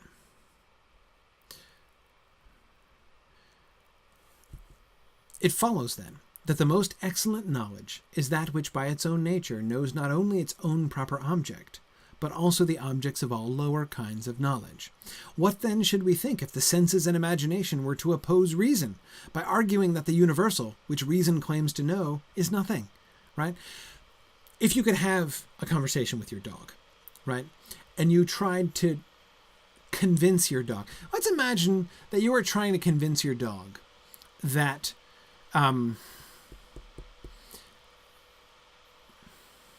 well, really of almost anything, right? Try to convince your dog that like eating that entire cake really is not a good idea, right? Your dog is not going to be convinced, right? You could go on, even if your dog could comprehend your language, right? You could go on all you liked about, health concerns and whether or not it's going to make you sick to your stomach and, which part of the house you're going to end up barfing all over later on in the night. Your dog is not going to listen, right? Because it doesn't understand. If it doesn't have reason, it's not going to be able to understand these abstract ideas, right? These abstract ideas that you put together from all it has is imagination, right? There's a cake right there, man. And it is imagining how that cake is going to taste. It wants the cake, right? And it doesn't care what the consequences are going to be because that's a reason thing, right? So something with sense and imagination only, if you try to show it universals, right? If you try to demonstrate the results of reason, it's just not even going to get it, right? And I don't know about you, but I know I've seen that look in my dog's eyes, right? There's like food on the floor that it shouldn't eat, right? And it wants to eat it. And if you were to try to just explain, no, let me explain to you why, the adverse health benefits of, the adverse health effects, right, of eating this thing, right? It's just looking at you with that solid look like, but I want it, but I want it, but I want it, but I want it, right? And it's, even if it could understand your language, it would be completely over its head because it doesn't have reason. The conclusions of reason are inaccessible, just as the conclusions of imagination are inaccessible if you only have sense, right? If I only had sense and you told me something about my sister, I'd be like, what sister? I don't see a sister, right? How could I possibly retain it if I didn't have imagination?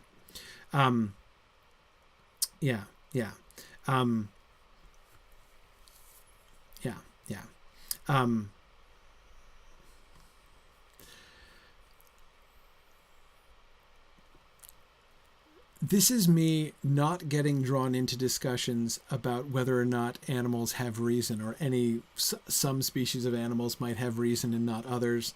I'm not going there because it's totally beside the point. If apes and elephants had reason, if dogs actually did turn out to have reason, it wouldn't change anything about the principles that she's talking about here. It would just change the question of which categories what things fall into, right? But categorizing animals is not what we're here to do. Lady Philosophy instead just wants us to understand about the different causes of reason, right? So that even if dogs were fully rational, caterpillars probably still wouldn't be, right? And the whole point about the animals is to help you try to imagine to conceive of what these different levels of knowing are. But again, most importantly, to the things below, the thing above is incomprehensible. It's impossible to conceive of. That's the important principle. Again, assuming your dog is irrational, your dog is not going to understand a rational conclusion. And it doesn't matter how you try to explain it. It doesn't matter how you say it. It's just, they're just going to be sitting there saying, but I want it, but I want it, but I want it, but I want it, right? Being driven by their imagination. Okay. All right. Good effort though. Good effort, people. Sharon asks, is there a progression through these phases by children?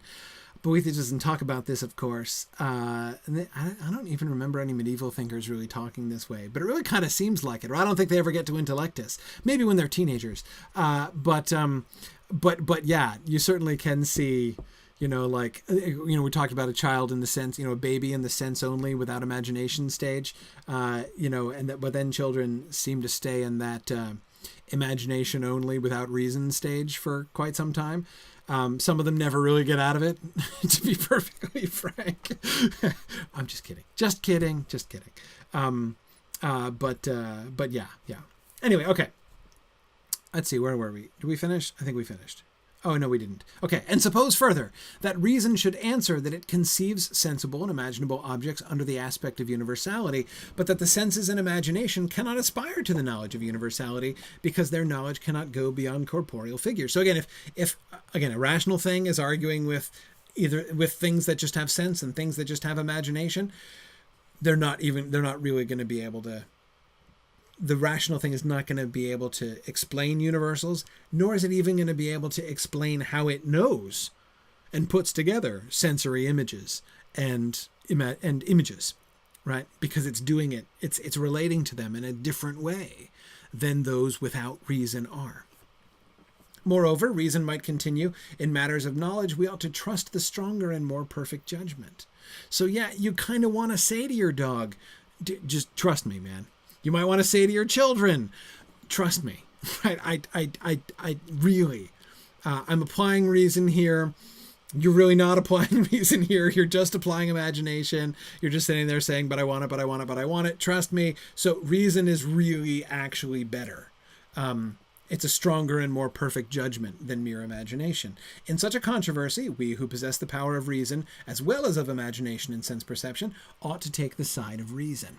Okay, so we should see, if reason is arguing with those below it, then we should take reason's side, even though we're not going to be able to convince them, right? And even though they are completely incapable of perceiving, of really getting the conclusions that we're coming to. See the application, right? If God is above us and his way of knowing is intellectus, which is fundamentally different from reason, we're not going to be able to know the things that he knows. It's not going to make... If we're trying to apply our reason to this situation, we're going to be like the dog just staring at God and saying, but I want it, but I want it, but I want it, right? Our reason will be to his intellectus just what our dog's imagination is to our reason, right? Okay. The situation is much the same when human reason supposes that the divine intelligence behind future events, supposes that the divine intelligence beholds future events only as reason herself sees them. So again, what was Boethius's problem? It doesn't make sense that you could have certain foreknowledge of an event which is not certain. that can't happen, what does Lady Philosophy say? I get that that doesn't make sense to you. I get it. Why does it not make sense? You're thinking rationally, right? That's a good thing, right? I'm not saying your argument doesn't make sense. It does. But you're only using reason here, right? And what's more, you're trying to model the divine knowledge after your knowledge. You're going into this whole discussion with the assumption that God only has reason. And that, she suggests, is a flaw. For you argue that if some things seem not to have certain and necessary outcomes, they cannot be foreknown as certainly about to happen. Right? Again, there's the whole can't have certain knowledge about uncertain things. Therefore, you say that there can be no foreknowledge of these things, or if we believe that there is such foreknowledge, that the outcome of all things is controlled by necessity. Again, the whole problem with foreknowledge and free will, one element of this whole problem here is that you're simply assuming that everything involved, that form of knowledge, the foreknowledge of God, is a rational foreknowledge. If this, then that. I draw this conclusion from the evidence that I have. Is that what God is doing? Is that what providence is about? Making observations and drawing conclusions from them? That's how reason works, right? Is that what God's doing in his providential foreknowledge?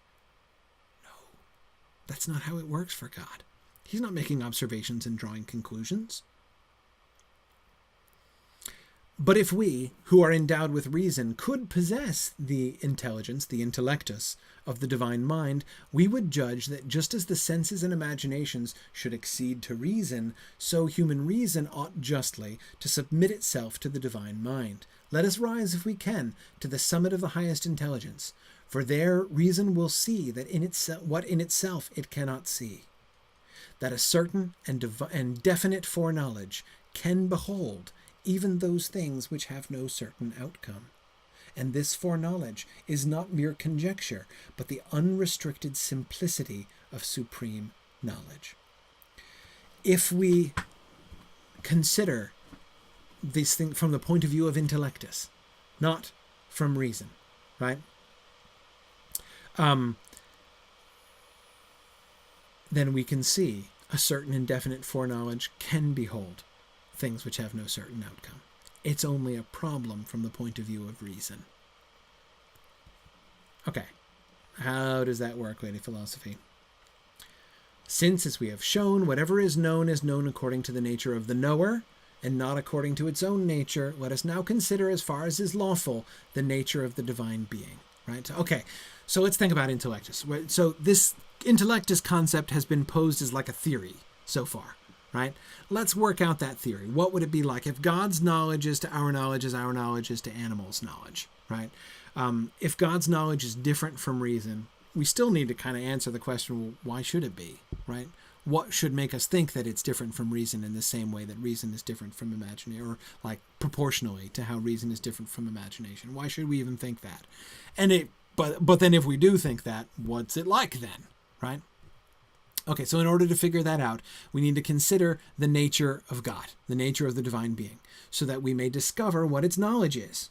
Only if we know about what God's nature is can we understand the nature of his knowledge. The common judgment of all rational creatures holds that God is eternal. Therefore, let us consider what eternity is, for this will reveal both the divine nature and the divine knowledge. Okay, so she roots the concept of intellectus in the idea of God's being eternal. And again, this is something that that Aristotle and Plato agree on, right?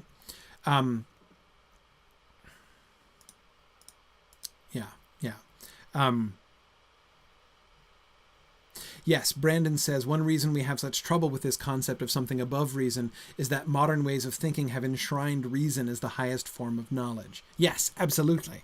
The idea that there could be a form of knowledge which is superior to reason. Again, it's like hierarchically superior, like reason is superior over imagination. That's just off the radar screen. Lady Philosophy again says, okay, given, what the philosophers have said about God, let us think, what would his form of knowledge be like? And the conclusion that she's going to come to, of course, is that knowledge would not be reason. It would be above reason. And yes, I agree, Brandon. If you're talking to somebody and that person does not accept, even theoretically, the possibility that there could be a way of knowing superior to reason, it's going to be hard to talk about any of this stuff, in fact. Now, David Adley asks, is the definition of eternity here one of the things that Boethius just takes as a given? No! Glad you asked that, David. Great question. Let's talk about eternity. Eternity is the whole, perfect, and simultaneous possession of endless life. I'll do that again. The whole, perfect, and simultaneous possession of endless life. The meaning of this can be made clearer by comparison with temporal things. For whatever lies in time lives in the present, proceeding from past to future, and nothing is so constituted in time that it can embrace the whole span of its life at once. It has not yet arrived at tomorrow, and it has already lost yesterday. Even the life of this day is lived only in each moving, passing moment. Therefore, whatever is subject to the condition of time, even that which, as Aristotle conceived the world to be, has no beginning and will have no end in a life coextensive with the infinity of time, is such that it cannot be rightly thought eternal. For it does not comprehend and include the whole of infinite life all at once, since it does not embrace the future which is yet to come. Therefore, only that which comprehends and possesses the whole plenitude of endless life together, from which no future thing nor any past thing is absent, can justly be called eternal. Moreover, it is necessary that such a being be in full possession of itself, always present to itself, and hold the infinity of moving time present before itself. All right, okay. First, let's talk about time and temporal things, right? And we can see what Lady Philosophy is getting at, right, about the limitation of temporal life.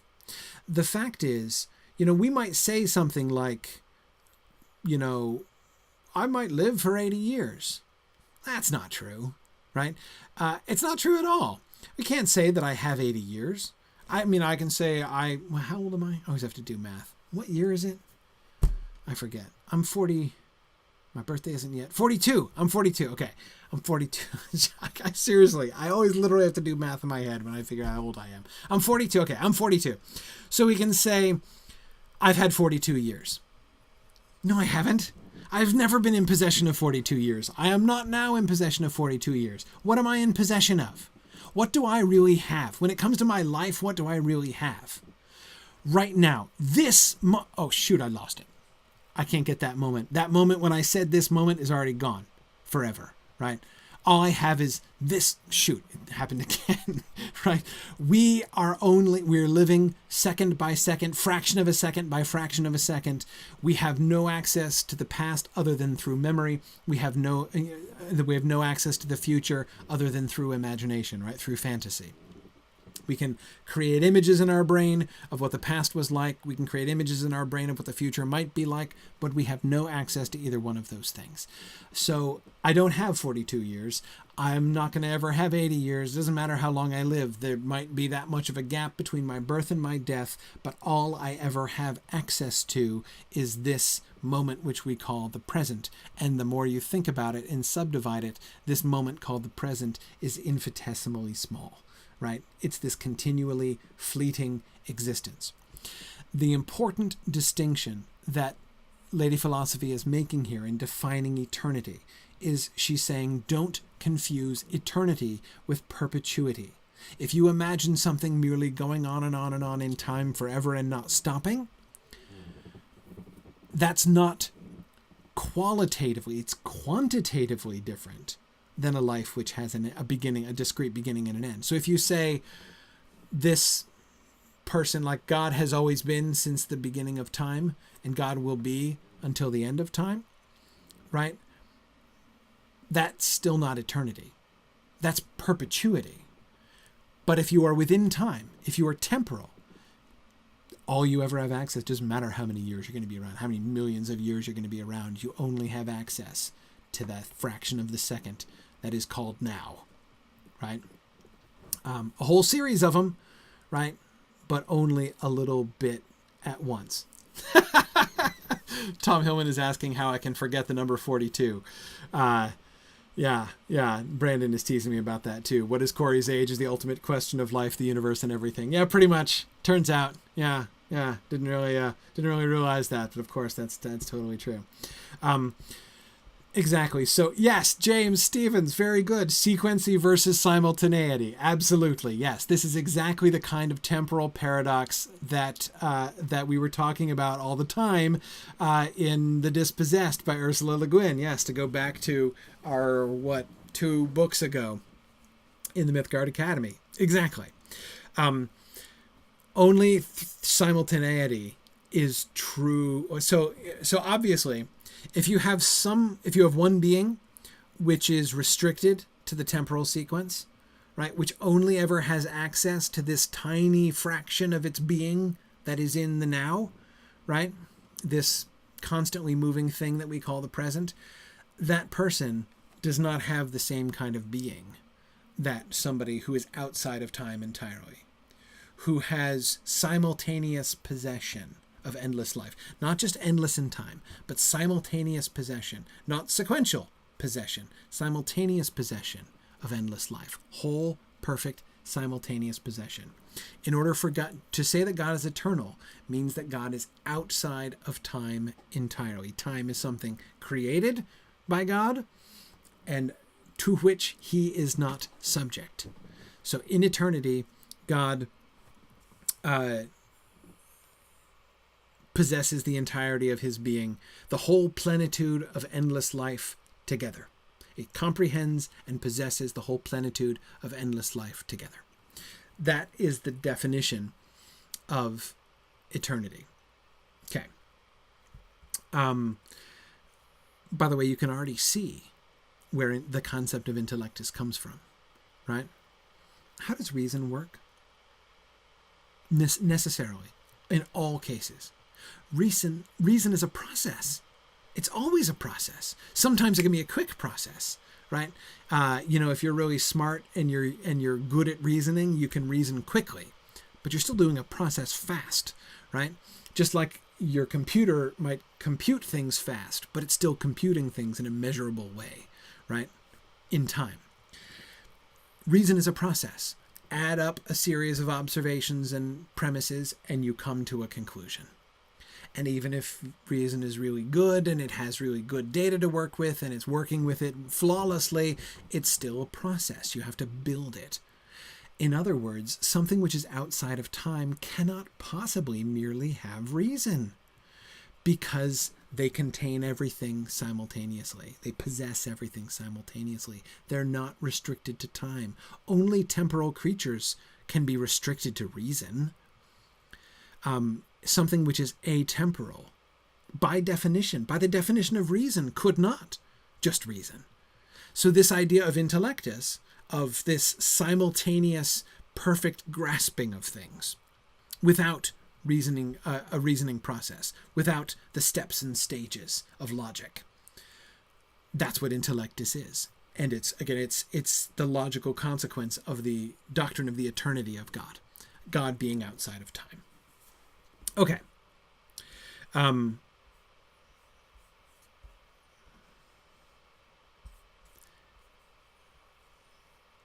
right, let's keep going. More on God's knowledge. Since then, every judgment comprehends the subjects presented to it according to its own nature, right? Remember, according to your kind of knowledge, not according to the thing, right? And since God lives in the eternal present, his knowledge transcends all movement of time and abides in the simplicity of its immediate present. His knowledge transcends all movement of time and abides, back to simplicity, right? That providential idea, the idea of the simplicity of the knowledge of God, because he himself is simple in the sense of comprehending everything at once, right? Of possessing everything at once, not being spread out, being chopped up and spread out over time. It encompasses the infinite sweep of past and future and regards all things in its simple comprehension as if they were now taking place. This is what C.S. Lewis calls the eternal now, right? Every time is now to God, right? Because God looks equally upon, again, it's like imagining a person looking down at a two-dimensional timeline on a sheet of paper, right? That person can look down and they can perceive different dates on the timeline at the same time, right? They can consider each one of them at any time. They're not restricted to the timeline that's drawn on the paper in any way, right? So too can God relate to any point in the temporal sequence simultaneously. It's really hard to talk about this stuff without using time words to describe God, right? You can't say at the same time, right? Because that implies that God is in time. So it's hard to talk about, but you see the time. And yes, Brandon, this is why Aslan calls all times soon. Absolutely. Yeah. Again, Lewis is all over this. Okay.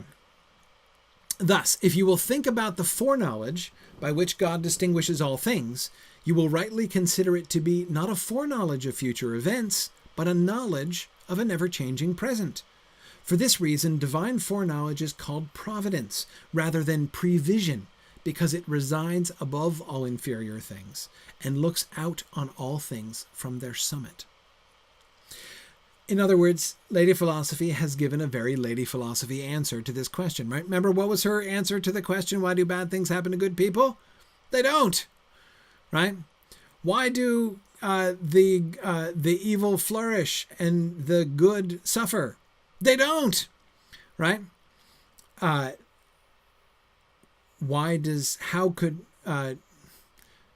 Doesn't God's foreknowledge eliminate the freedom of the will? No, God doesn't have foreknowledge. He just has knowledge. There's no fore about it. Remember, as we were looking at Boethius' argument, the temporal sequence was what he was really harping on, right? It's not the same thing. You might say, remember when he was doing the counter argument, you might say that seeing somebody choose something doesn't cause them to choose it, right? So you see the dude sitting in the chair. Your opinion is true that he's sitting in the chair. He's sitting in the chair. The cause goes in only one direction though, right? You're seeing him sitting in the chair didn't cause him to sit in the chair. God only ever sees people sit in chairs. Right? He's always seeing. So when we say like, oh, but if I knew the day before that he would absolutely sit in that chair, then that would mean there was no chance that he wouldn't sit in it.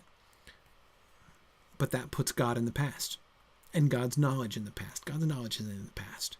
The providential plan is not a historical event. It's in that eternal present. It comprehends all of these things simultaneously. Okay.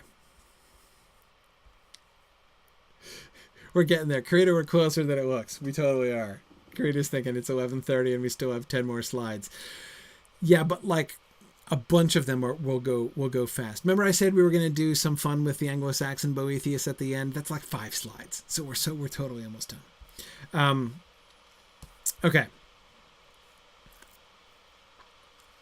Then Lady Philosophy went on, if we may aptly compare God's present vision with man's, he sees all things in his eternal present as you see some things in your temporal present. Therefore, this divine foreknowledge does not change the nature and properties of things.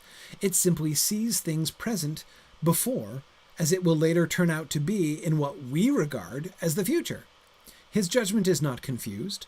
With a single intuition of his mind, he knows all things that are to come, whether necessarily or not. Can God have certain knowledge of a thing which is uncertain? Yeah, of course he can. Right? Because again, we think about cause and effect as being rooted in time. You can't have certain foreknowledge of a thing that hasn't happened yet and it still be free. Well, yeah, you can if the foreknowledge isn't prior in time, in fact. Just as when you happen to see simultaneously a man walking on the street and the sun shining in the sky, even though you see both at once, you can distinguish between them and realize that one action is voluntary, the other necessary. So the sun is shining in the sky because that's what it does, right? It has to do that. It's its nature to do that. The man is walking down the street because he chose to do it.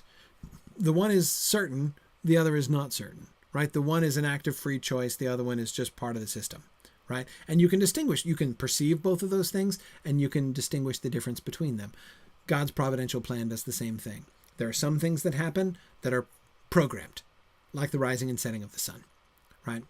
Those are pre-programmed, and there's no free will involved. The sun is not choosing to rise and set. He also sees things that people are choosing to do freely. Person walking down the street, dude sitting in chair, right? And God is seeing those things and not imposing necessity upon them when they're happening. So the divine mind, looking down on all things, does not disturb the nature of the things which are present before it, but are future with respect to time. That is, from our point of view, right? Therefore, when God knows something that will happen in the future, and at the same time knows that it will not happen through necessity, this is not opinion, but knowledge based on truth. Can God have absolute foreknowledge, what we would call foreknowledge, of an uncertain thing? Yeah, of course. Because he's not in time, right? That is the key. Okay. There is no doubt, then, that all things will happen which God knows will happen, but some of them happen as a result of free will. And although they happen, they do not, by their existence, lose their proper natures, by which, before they happened, they were able not to happen. But you may ask, what does it mean to say that these events are not necessary, since by reason of the condition of divine knowledge, they happen just as if they were necessary? Again, she's coming back to his counter-argument, right? You were worried that, if God knew about it, that it means it absolutely has to happen because he was absolutely sure it was going to happen. The meaning is the same as in the example I used a while ago of the sun rising and the man walking. At the time they are happening, they must necessarily be happening. But the sun's rising is governed by necessity even before it happens, while the man's walking is not. One is a certain event, one is an uncertain event. One is a predestined event, the other is a free choice by the person. But God's knowledge of both is the same, because God is the same, right? And God's interaction with time is the same in both cases. Similarly, all the things God sees as present will undoubtedly come to pass, but some will happen by the necessity of their natures, other by the powers of those who make them happen. Therefore, we quite properly said that these things are necessary if viewed from the standpoint of divine knowledge, but if they are considered in themselves, they are free of the bonds of necessity. In other words, if you ask God, right, hey God, what's going to happen tomorrow, right? He knows and can tell you. He's not in any doubt. He's not playing the odds, right? He can just look over and be like, oh yeah, I see what's happening tomorrow, right? From his point of view, everything is necessary. He's seeing it happen. It's a thing, right? But from our point of view, as we go through them, the choices that we make tomorrow are real choices, and we really have the freedom to make them. But you may say, if I can change my mind about doing something, I can frustrate Providence, since by chance I may change something which Providence foresaw. And she's trying to anticipate counter-arguments, right? What if at the last second I decided just to do a totally different thing than I was planning to do, right? That would catch foreknowledge on the hop, right? That would catch Providence on the hop. My answer is this. You can indeed alter what you propose to do, but because the present truth of Providence sees that you can, and whether or not you will, you cannot frustrate the divine knowledge any more than you can escape the eye of someone who is present and watching you, even though you may, by your free will, vary your actions. Yeah, of course, again, because it's not about God predicting, because God isn't in time, so you're not thwarting God's prediction. He's just able to see you do what you do. And so whatever it is you do, no matter how wacky and unexpected you may think is the thing that you're going to do, you're never going to surprise God, because again, he's not predicting, he's observing, right? That is his relationship with time. Exactly. Since this is true, here's her final conclusion. Last paragraph of the book.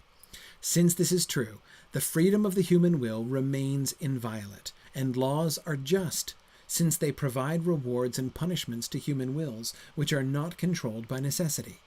God looks down from above, knowing all things, and the eternal present of his vision concurs with the future character of our actions, distributing rewards to the good and punishments to the evil. Our hopes and prayers are not directed to God in vain, for if they are just, they cannot fail. Therefore, stand firm against vice and cultivate virtue. Your choices matter, right? Lift up your soul to worthy hopes and offer humble prayers to heaven. If you will face it, the necessity of virtuous action imposed upon you is very great. I love the use of necessity here. It's almost like a pun. She's making a joke, right? There is a necessity upon you, not a logical necessity, like we've been talking about, right? There is an urgency. There is a need. It's important, right? For you to do virtuous action. It becomes like it's a moral necessity, right? Is very great, since all your actions are done in the sight of a judge who sees all things. So far from the divine knowledge, meaning that nothing matters and everything is pointless and you doesn't matter what you do because everything is pre-scripted. It's the other way around, right? God does not foreknow and therefore has pre-programmed your entire life. Instead, God sees all things at all time, which makes it even more important for you to do the right thing instead of the wrong thing. By the way, one of the things that we can see in this insistence on free will, and in Lady Philosophy's response to that dark and disturbing conclusion that the Boethius character was drawing before, several of you were asking the doctrine that this teaching that which is what doctrine means, of course, by the way, that all human beings are drawn to God, right? That everything is going back to its home, wants to go back to its home where it came from. Does this imply that everyone will be saved, right? That ultimately everyone will be redeemed sooner or later? Not necessarily. I don't think that Boethius is arguing that. And the primary reason I don't think is against the free will stuff, right? The will is free. Remember that the chains of the will, the poem that we were looking at with in Tom's bit early at the beginning of class, right? And remember what Lady Philosophy said about the freedom of the will at the very beginning, right? You can talk about the freedom of the will. Some wills are freer than others, right? And the wills that are less free than others are the ones that the ones that are least free are the ones that have chained themselves, which through a consequence of their own free choices, right? By choosing wickedness instead of goodness, by turning away from the good, ceasing to seek the ultimate good, and instead turning down these false paths towards worldly good, chaining themselves into blindness and darkness because of the desire for, the golden dirt and the small stones, right, the gems.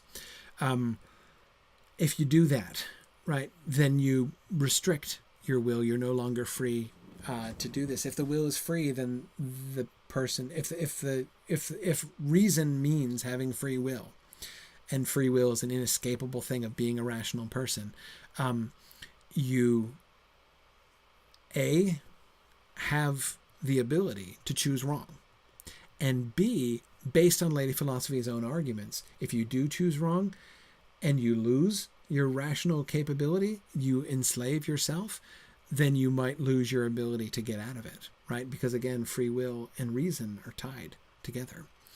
So if you sort of devolve to the point where you no longer are using reason at all, then you don't have free will at all.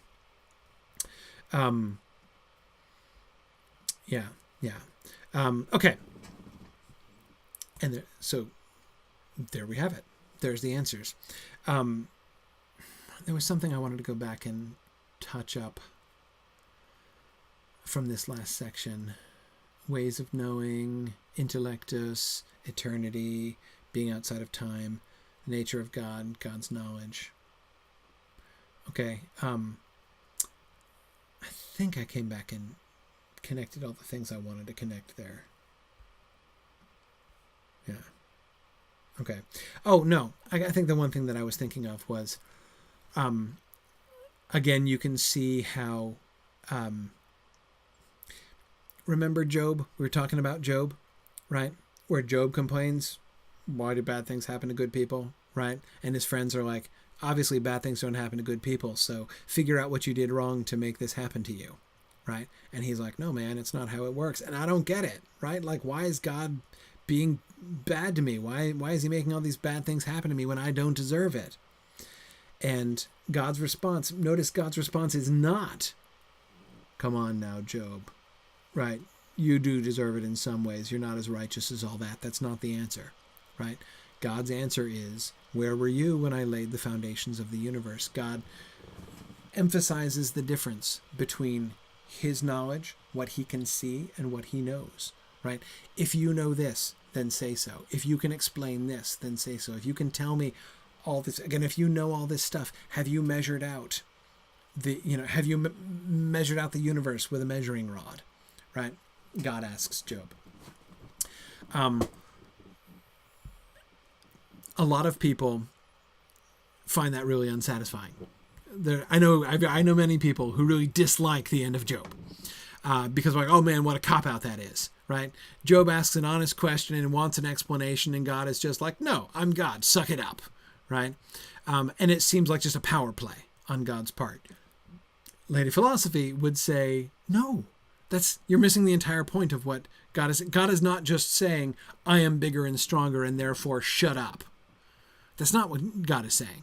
God is continually pointing out the limitations of Job's own understanding, right?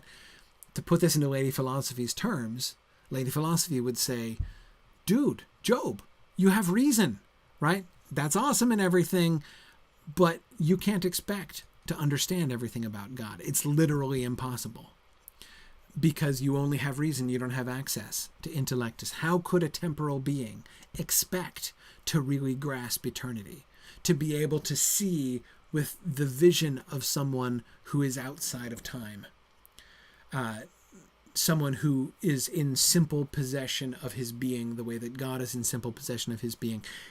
How can we expect it? Expect our bodies, our minds, our experiences, our very form of knowing, which is chopped up over time, which is all about process, right? Because it's temporal. How could we possibly, it doesn't make sense. It's not reasonable even to expect that form of knowing is going to be able to grasp the simplicity of the divine vision. So there are going to be some things which don't make sense, which aren't accessible to reason. And of course, Christian doctrine is full of many of these things, quite deliberately, which are left unexplained by reason. Not because you're supposed to have faith which is opposed to reason in some way. Don't even get me started on the faith versus reason thing, which drives me crazy. But because it's not about reason, right? Like the doctrine of the Trinity, right? God is three, God is also one. God is not one in three parts, No, God is three, God is one. Does that make sense? No, it makes no sense on purpose, right? It is a contradiction, it is a paradox on purpose, because it is a way of pointing at something which is beyond human reason. If it's something that made sense in human rational terms, it would, by definition, be an inadequate description of God, who transcends those things. Again, this is that very concept is something that kind of gets at the same thing that Lady Philosophy is pointing to there.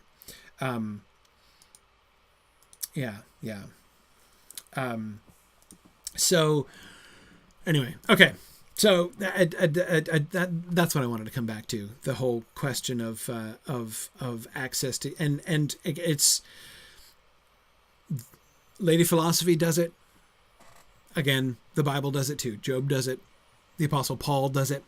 Do you remember the Apostle, and any of you who know the New Testament, do you remember the Apostle Paul's answer when he poses the question, sets it up, just like tees it up, ready to answer, right? How is it that, okay, if God knows everything and predetermines everything, right? If everything is in God's control and no one can withstand God's will, right? He's controlled everything and he has ultimate power.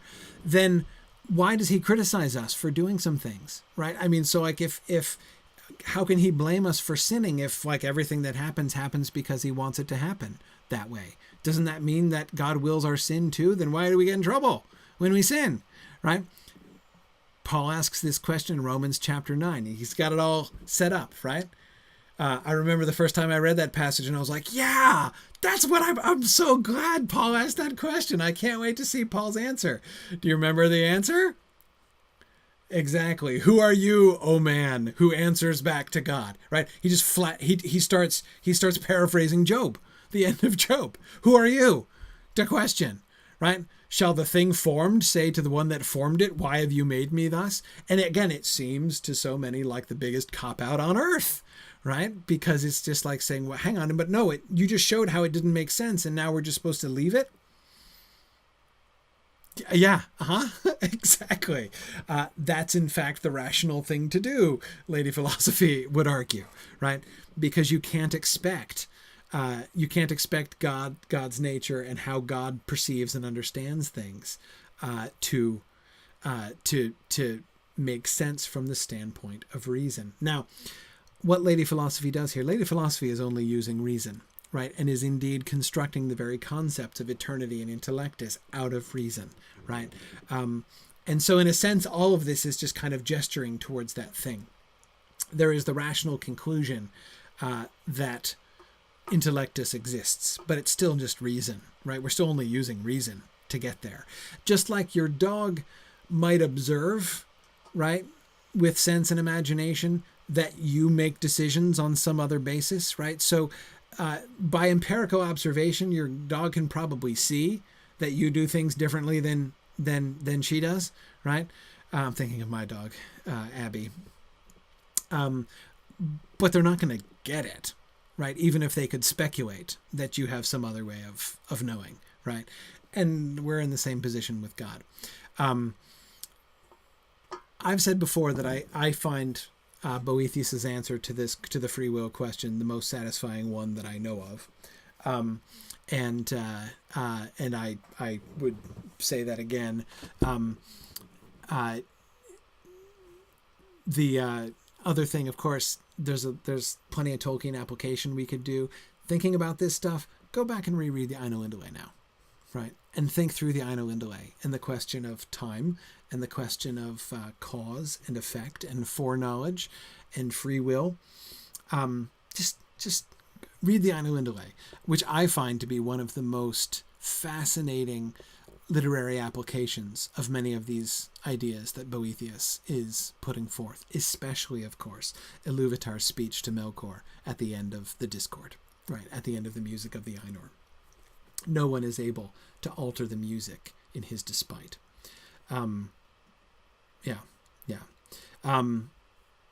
Anyway, okay. That's the end of Boethius, but I want to do some fun. And hey, Richard's back. Richard, you're back just in time. Let's look at the Anglo-Saxon, fun with the Anglo-Saxon adaptation from Richard Rowland. This is great stuff. Okay. Richard says, when the Old English Boethius is mentioned in summary, one of the first things which is nearly always said about it, you can see this in Irving and Godden's introduction in the very excellent facing text volume from the Dumbarton Oaks Medieval Library, plug, is that Alfred repudiates pagan myths more explicitly than the Latin original. Remember this came up early on when we were talking about the Latin Boethius, and you guys, a couple of you were saying like, in what sense are the pagan myths being invoked? And he keeps talking about, the pagan gods. What's the status of that? If Boethius is Christian and all that came up. So the traditional teaching on the Anglo-Saxon adaptation is that the Anglo-Saxon distances itself more from the pre-Christian stuff than the Latin does. That may not be untrue, but the way it's often phrased tends to be more reductionist than the text supports. Actually, Alfred, who is probably involved in the translation, and we're considering it Alfred's work for simplicity of reference. Actually, Alfred is quite at home with pre-Christian mythology, actually adding in some bits which are not even there in the Latin original. This is fun. Wisdom and reason, remember there's no 80 philosophy, right? Wisdom and reason refer to Plato and Aristotle throughout as our philosophers, and are more explicit about just what use of these old what the use of these old pre-Christian stories are. I want to give you 3 examples that illustrate this point. Okay. The first example is the story of Orpheus. You remember the Orpheus poem, which, although given in prose, is introduced with this short poem. In modern English translation here. A man would be happy in every respect on earth if he could see the purest heavenly bright stream, noble source of every good, and could cast away from himself the black mist, the mind's darkness. Yet with God's help, we shall remedy your mind with old and false stories, so that you can better find the correct path to heaven, the eternal residence of our souls. You'll remember that the Orpheus poem is given in the Latin original as kind of a cautionary tale, right? Orpheus lost by looking back, right? The moral of the Orpheus poem, as it's given at the end of book 3, if I'm recalling correctly, is don't look back, don't look down, right? Keep your eye focused up on God and don't turn back, because if you do, you could get drawn back. So setting this up, what does Alfred give us, right? So notice Alfred is giving us like the application in advance, right? A man would be happy in every respect if he could see the purest heavenly bright stream and could cast away from himself the black mist, the mind's darkness, right? That's the moral of the story. But yet, with God's help, we shall remedy your mind with old and false stories. But I'm going to tell you stories, old and false stories, right? So that you can better find the correct path. It's going to help you to get this principle that I just said if I tell you old and false stories, right? The old and false stories here are ealdum and leasum. Old English leas means something which is false or untrue. Taken on its own, it could be seen as a censure of the story of Orpheus. Yet wisdom goes on to say that these old and false stories, a categorization which might come as easily from Plato as from Alcuin. Alcuin was an Anglo-Saxon cleric who was famously unfriendly to pagan stuff, he was like Bible all the time, stop telling those pagan stories and tell gospel stories instead. So these old and false stories are necessary tools for mind's remedy. Without them, it would be much more difficult to show him the correct path to heaven. Alfred goes on to give the full Orpheus story in prose, ending with this moral. These false stories teach everyone who wishes to flee the darkness of hell and come to the light of the true God, that he should not look behind him to his old evils. So clearly for Alfred, false is not the same as useless. Okay. The second example is a little more complex. It comes during the discourse in Book 3. In the Latin original, there is a brief mention of the Titanomachia. Kudos, Richard. That is an awesome word, meaning the fight with the giants, the fight between the giants who were assailing heaven and the Olympian gods who were fighting against them. It runs thus in James's translation. That is, if this is in the Latin the translation from the Latin. Thou hast heard the story of the giants assailing heaven, but a beneficent strength disposed of them also, as they deserved. That's it. That's what the Latin says, right? Now here it is in Alfred's translation. I know that you have often heard tell in old false stories that Jove, the son of Saturn, was supposedly the highest god over all the other gods, and he was the son of heaven, and ruled in the heavens. And giants were supposedly the sons of earth, and ruled over the earth. And those were as it were sisters' sons, because he was the son of heaven, and they of earth. And then the giants were envious that he had their kingdom, and wanted to destroy heaven under him. Then he sent thunder, lightning, and winds, and destroyed all their work by that means, and killed the giants themselves. Such false stories they made, and could easily have told a true story if the lies had not been sweeter to them, yet one very like these. They could have said, this is still Alfred talking, they could have said, what folly the giant Nimrod worked. This Nimrod was the son of Cus. Cus was Ham's son, Ham Noah's. This Nimrod ordered the building of a tower on the field that was called Sennar, and in the nation that was called Daira, very near the city which is now called Babylon. They did that because they wished to know how high it was to heaven, and how thick it was, and how firm, or what was above it.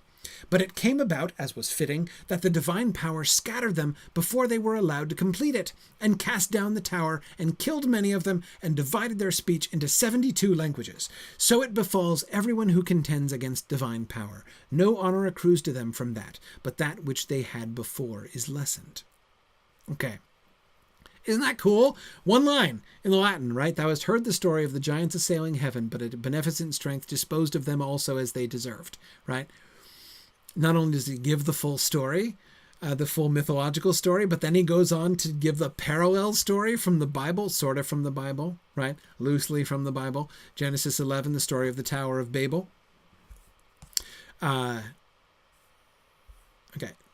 Richard goes on. Note that the Old English version of the story is several orders of magnitude longer. Alfred mentions that you might have heard an Ealdum Laeasum Spellum about Jove and the Titans, but in case you haven't, he gives you the full story. Then, mentioning that this story is false, but bears some similarity to a true story, he proceeds to give us the whole Babel story, which includes Nimrod, a giant. Right, so you can see that the true story is very similar. Right? It includes a giant who wants to climb up into heaven. Everybody knows that Nimrod was a giant, by the way. That Nimrod was involved in the building of the Tower of Babel, and he was a giant. This is known. Just like it's known that it was 72 languages that the people were divided into, right? If your version of the Bible doesn't include that information, don't worry about it, but just trust us. We know these things in the Middle Ages. Okay, right. Now it's possible to read this as simply a Deacon Alcuin-style denouncement of the old pagan stories, but that reading is lazy. As any good Anglo-Saxon reader would know, you have to pay attention to what is not being said. And what is most certainly not being said is that Alfred seems to have a real taste for these sorts of stories. So much so that not only does he not redact them, he's not cutting it out, right? But he expands upon them and then uses denouncing stories about giants as a convenient vehicle for introducing more giant stories into the text. In my reading of the text, I have not been able to find a single instance where Alfred redacts one of Boethius's references to pagan mythology. He never cuts any of it out. His tendency, in fact, seems to be to expand these references. One last example. In meter 10, which corresponds to the song about the futility of earthly glory, book 2, meter 7 in the original, Alfred apparently finds that Brutus and Cato are insufficient, so he throws in a reference to Wieland, a forge god, trickster god, and folk hero from the Northern Germanic mythology. The Anglo-Saxons seem to really have liked his story, and I would be interested to see what Lady Philosophy had to say about how he handled his misfortunes. Where now are the bones of wise Wieland, the goldsmith, who was previously very famous? I said the bones of wise Wieland, because the skill which Christ grants to any earthly dweller cannot be lost by him. Nor can anyone ever deprive a wretch of his skill more easily than any man can divert and turn aside the sun and this swift firmament from its correct course. Who now knows in which mound the bones of wise Wieland cover the earth? Wieland seems to be treated here as a man, not a god, but everyone in Alfred's day would have known that he had once been worshipped as, and indeed, over the Danish side of the island, he was still being worshipped as, a god. The Anglo-Saxon impulse, when coming into contact with the pre-Christian religions of Europe, was to integrate and preserve these things. I expect there was something in the Orpheus myth, Orpheus's skill as a harper for one, gets several pages, which appealed to the Anglo-Saxon poetic imagination. And of course Jove's battle with the Titans/giants is right up their alley. And when trying to contextualize the fleeting nature of earthly fame, Alfred thinks of Wieland first. Oh, and the person responsible for making Boethius famous in the Middle Ages to begin with? Deacon Alcuin. In 796, he brings it to the attention of the Carolingian world. The rest, as they say, is history. I wonder if he had a soft spot for giants. Thanks, Richard. Really, really cool stuff. Very much much fun. Yes, Karita thinks that the goldsmith, who is previously very famous, is very funny. It is. Yeah, and Richard Josiah is thinking of the, when in looking at the relationship with the pagan stories, Josiah is thinking of, to the one who said that myths were lies and therefore worthless, even though breathed through silver. Yeah, certainly does spring to mind there, doesn't it, Josiah? Okay, very good. Yes, Stephen, Nimrod is one of the giants who is bound in hell in Dante. Absolutely, yeah. You'll see Nimrod among the giants for that reason. Yeah. Okay, cool. Thanks, Richard. That was really a really fun trip through looking at some of the ways in which the Anglo-Saxon text is working differently. Their relationship with the pagan material, I agree, is totally fascinating and really interesting to sort of see. I mean, you can see how it is trying to stay true to the spirit of Lady Philosophy's argument, right? But it does come out rather differently the way they do it. All right, I'm gonna finally let you guys go, and that was not even too bad, right? Not even less than 2.5 hours. I went less than half an hour over to finish my 33 slides tonight. How about that? So thanks everybody for joining me. I have been looking forward to going through the Consolation of Philosophy with you guys for years and years. I am so glad to have finally gotten the opportunity. Thanks everybody who has joined me and stuck with me through the entire analysis. Don't forget, we're on to the Treason of Isengard next. As we continue our trip through the manuscript history of The Lord of the Rings, which we began in The Return of the Shadow. And again, if you haven't seen it yet, you can watch the Return of the Shadow classes on our YouTube channel. Go to the Signum University YouTube channel and you can find the Mythgard Academy playlists and the playlist for The Return of the Shadow. And I suspect if you go to YouTube and just search for Return of the Shadow, you'll probably come up with it too.